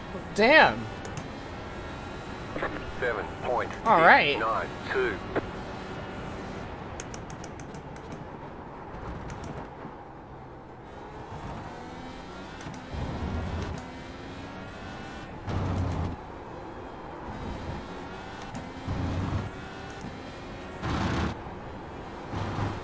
Oh, so easy. I mean, you may have forgotten how badly that corner handled with, you know, the initial version of the set. I mean, it was really atrocious. And we're just not having any of that at all now.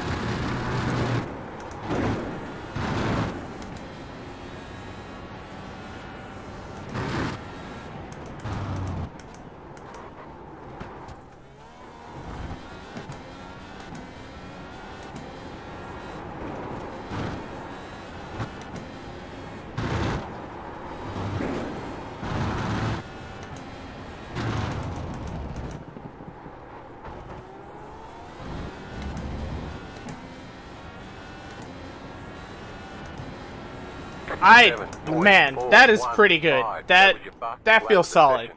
I think we can actually leave it there and call that, like, not bad. You know, obviously,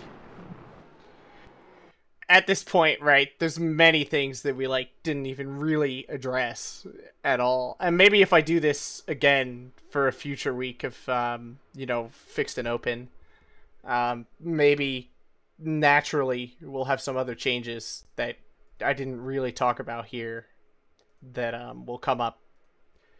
What's the next road track we have? Oh, Mid-Ohio? That's a hard... that's a tough track. And it's unfortunate because that's a track where setup can really affect your times a lot. Yet, it's also very hard to kind of... Just the nature of the track makes it really difficult to, like, feel, you know, what's going on. Actually, the whole rest of the schedule, except for Watkins Glen and Interlagos, they're all tracks that are pretty hard. So maybe the next one that I'll talk about is Interlagos. And then after that, maybe Watkins Glen when we get there. But I mean, we just ran a 7.6 and a 7.4. You know, obviously we haven't even talked about, like, long run wear or not. Now, thinking about the changes that I made, you know, we have to think, are they going to make the tire wear worse or not? You know, are they going to make the balance of the car over time worse or not? We didn't make the rear any stiffer. So that's something that can usually cause, you know, more sliding or less grip, more heat, etc. We didn't do that. So that's not really a concern, I would say.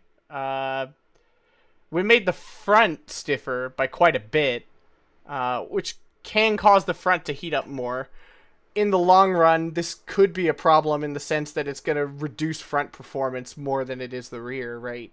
So that could kind of make you trend towards understeer, but we're not really seeing, like, the tire temps I mean, even after just 2 laps, like, the rear is clearly, you know, the temps are... I think the balance may not trend significantly towards understeer like this. And that's the type of thing where you just, you're going to have to run more laps to really know. So I'm not really too worried about that, just from a theoretical perspective of, like, did the changes, come with some big cost? I think the answer there is no. Spring rate is not such a huge change that it's really going to have much of an impact that was made. I mean, at that point, I would say, we could save that as whatever. We'll just call this, I don't know, Laguna Seca modified. And we'll just go back and race the original one. Just try it real quick. Think about how few actual changes were made and how much pace was gained. That's what I would say is probably the interesting thing here. I'm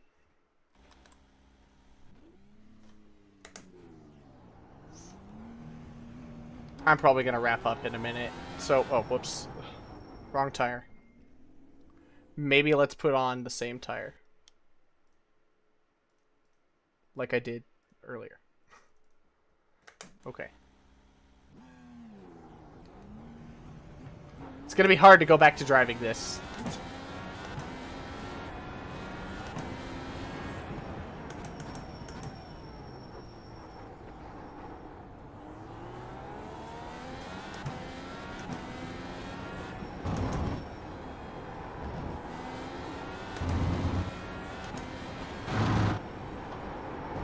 Oh my god.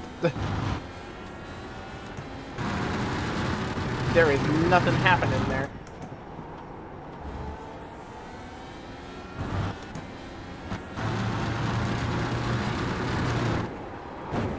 Oh.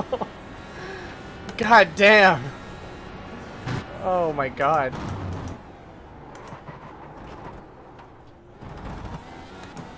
Oh, that's... Jesus Christ.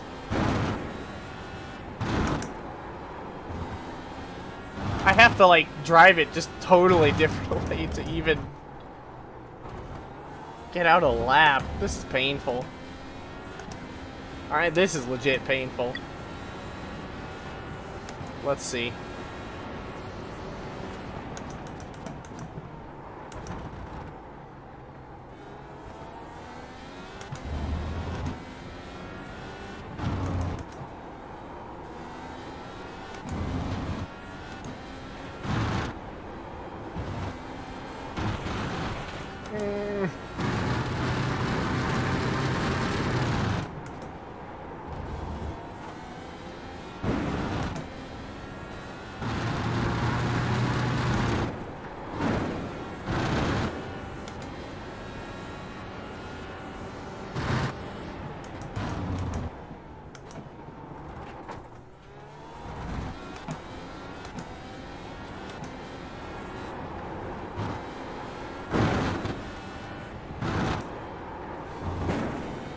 Oh, man.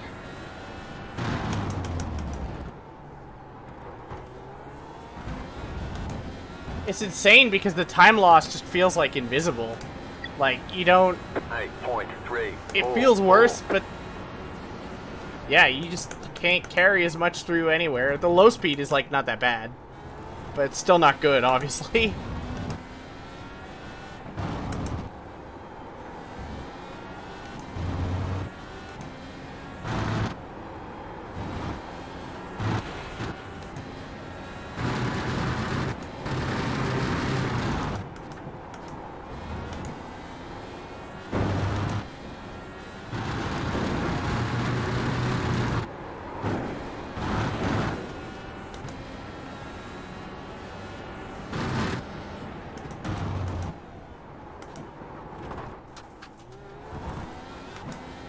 That was some suspect driving. Losing a lot through those corners, though.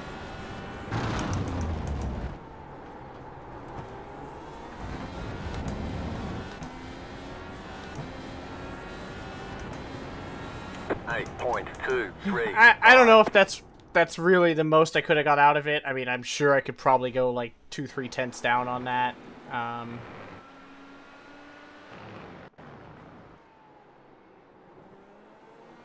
Let's do one more run of the tweaked setup.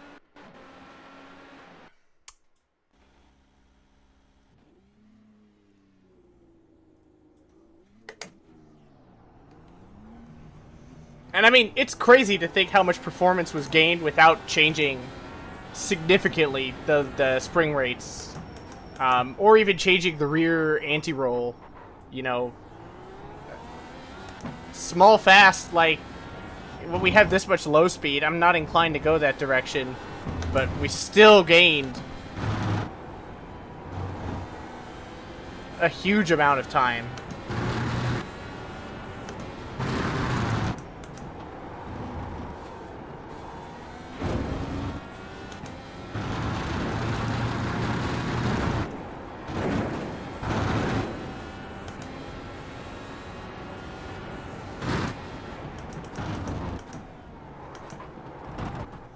You know, which doesn't necessarily speak to how amazing the changes were. Probably speaks more to how bad the initial setup was. But... oh my god. Going back and forth between the two is really weird.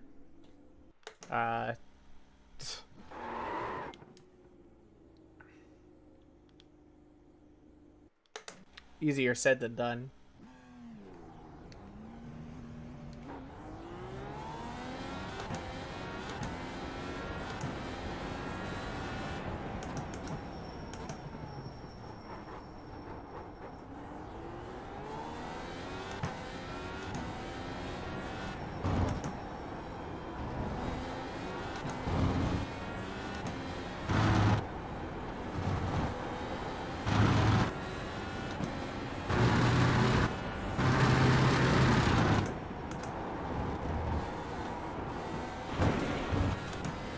Actually gotta go back down to 4. I think it's a little nicer.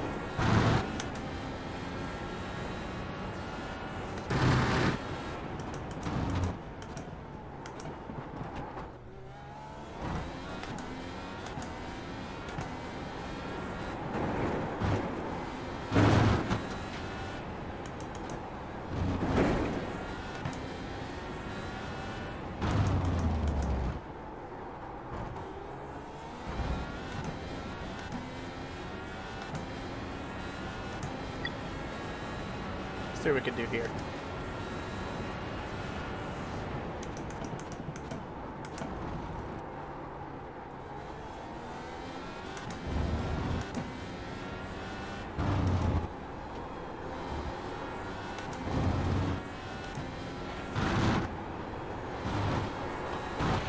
That's still a little plowy. I mean, maybe we could go up one click on the rear arb, you know?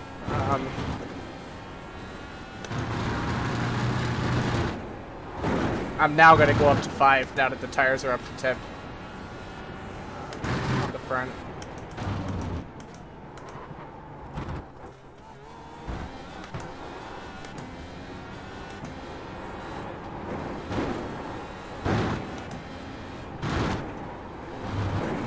I mean, that lap was pretty bad, and we are still looking at, like...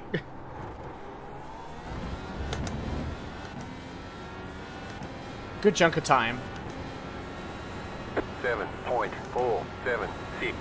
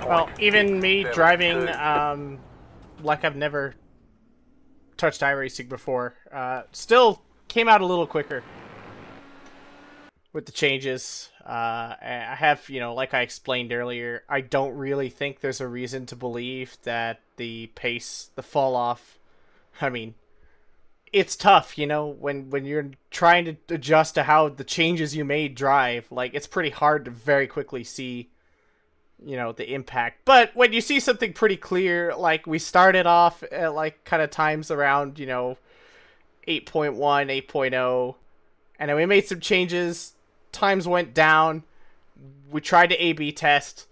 It was hard to get, we were not getting like a 7.5 with the original set. There's just no chance in hell.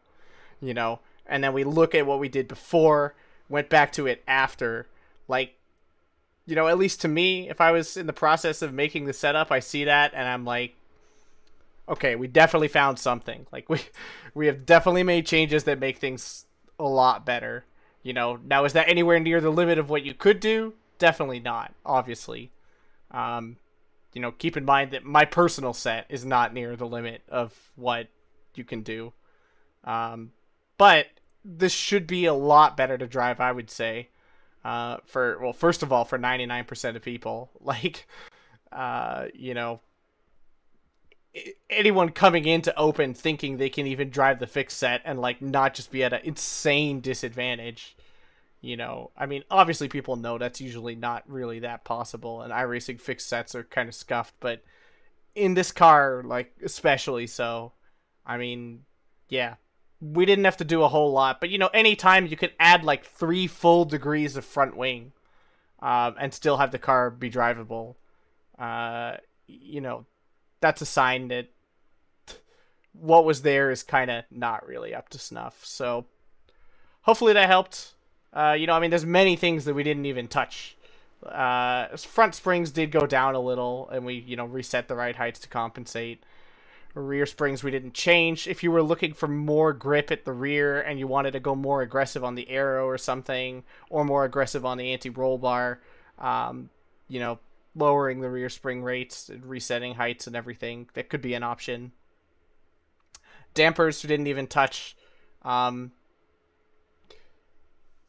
don't want to say that they're not important, because they definitely are, and especially high-speed dampers in certain tracks can be really big, but again, like here, we didn't have any insane pogoing or hard smash bouncing, so I didn't really feel the need to kind of touch that. We did change gearing, ended up not changing the diff. I look at the setting and I'm like surprised it actually feels okay, but maybe not. I mean, 75-45, 4 plates, some amount of preload is like, that's not a really like outrageous diff setting, so I'm not gonna think too hard about it. We didn't talk about qual set at all, which is, if we were gonna make a very baseline qual set, from the race set, obviously the first thing you want to do is drop your fuel. Note where your ride heights are at, 21.2, 47. Take the fuel out. Here, with this bar setting, you're probably going to want to run 2 laps in qual, so we'll need enough for at least that. So we'll put in 9.6. That's 3.2 laps of fuel. Should be enough. Now we want to reset the ride heights. So, like, they were, what? 40.7 and 21.2. There's an argument to be made that you actually don't want to reset them all the way down, and that your race set should be set so that the ride heights are where you want them a little bit away through the stint. But, I mean, this is not probably a bad idea. This is probably, like, okay.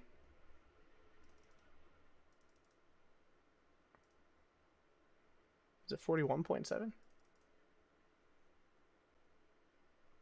Sorry, let me...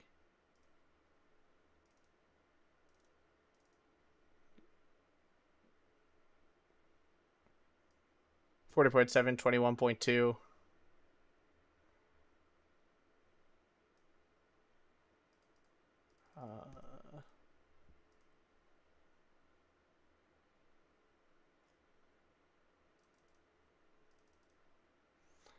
What can be decent is actually adjusting it so that your front and rear third spring gap are roughly where they were at. So if they were, you know, at like 0.2 when you take out the fuel, you can then try and get your ride heights close to that, because that's going to keep the suspension behavior the most similar, more so than being at the exact ride height, you know, that you were. Why do I have cross weight? What happened? Oh, sorry.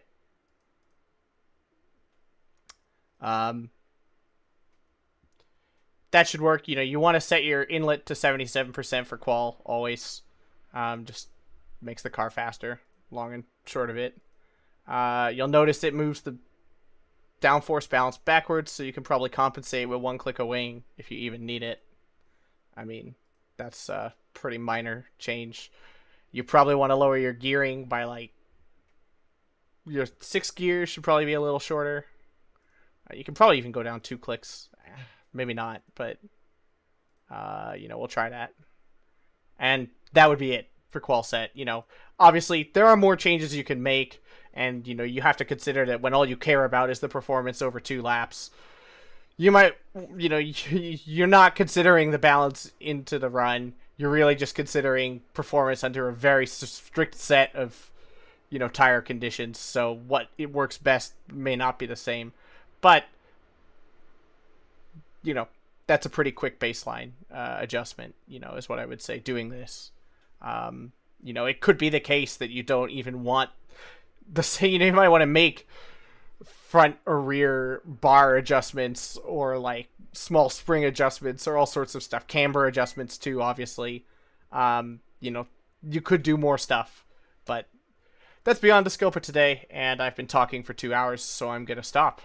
And I'll upload this video and the setup that I made to the forums probably tonight or at worst tomorrow morning.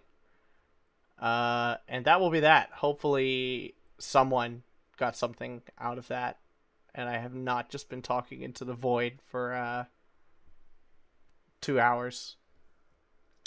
You know, and I mean, my overall thoughts are just that obviously what I described tonight, you know, is that going to get you to have setups that are on the pace as the front of top split in like an SOF race? You know, I can't say that.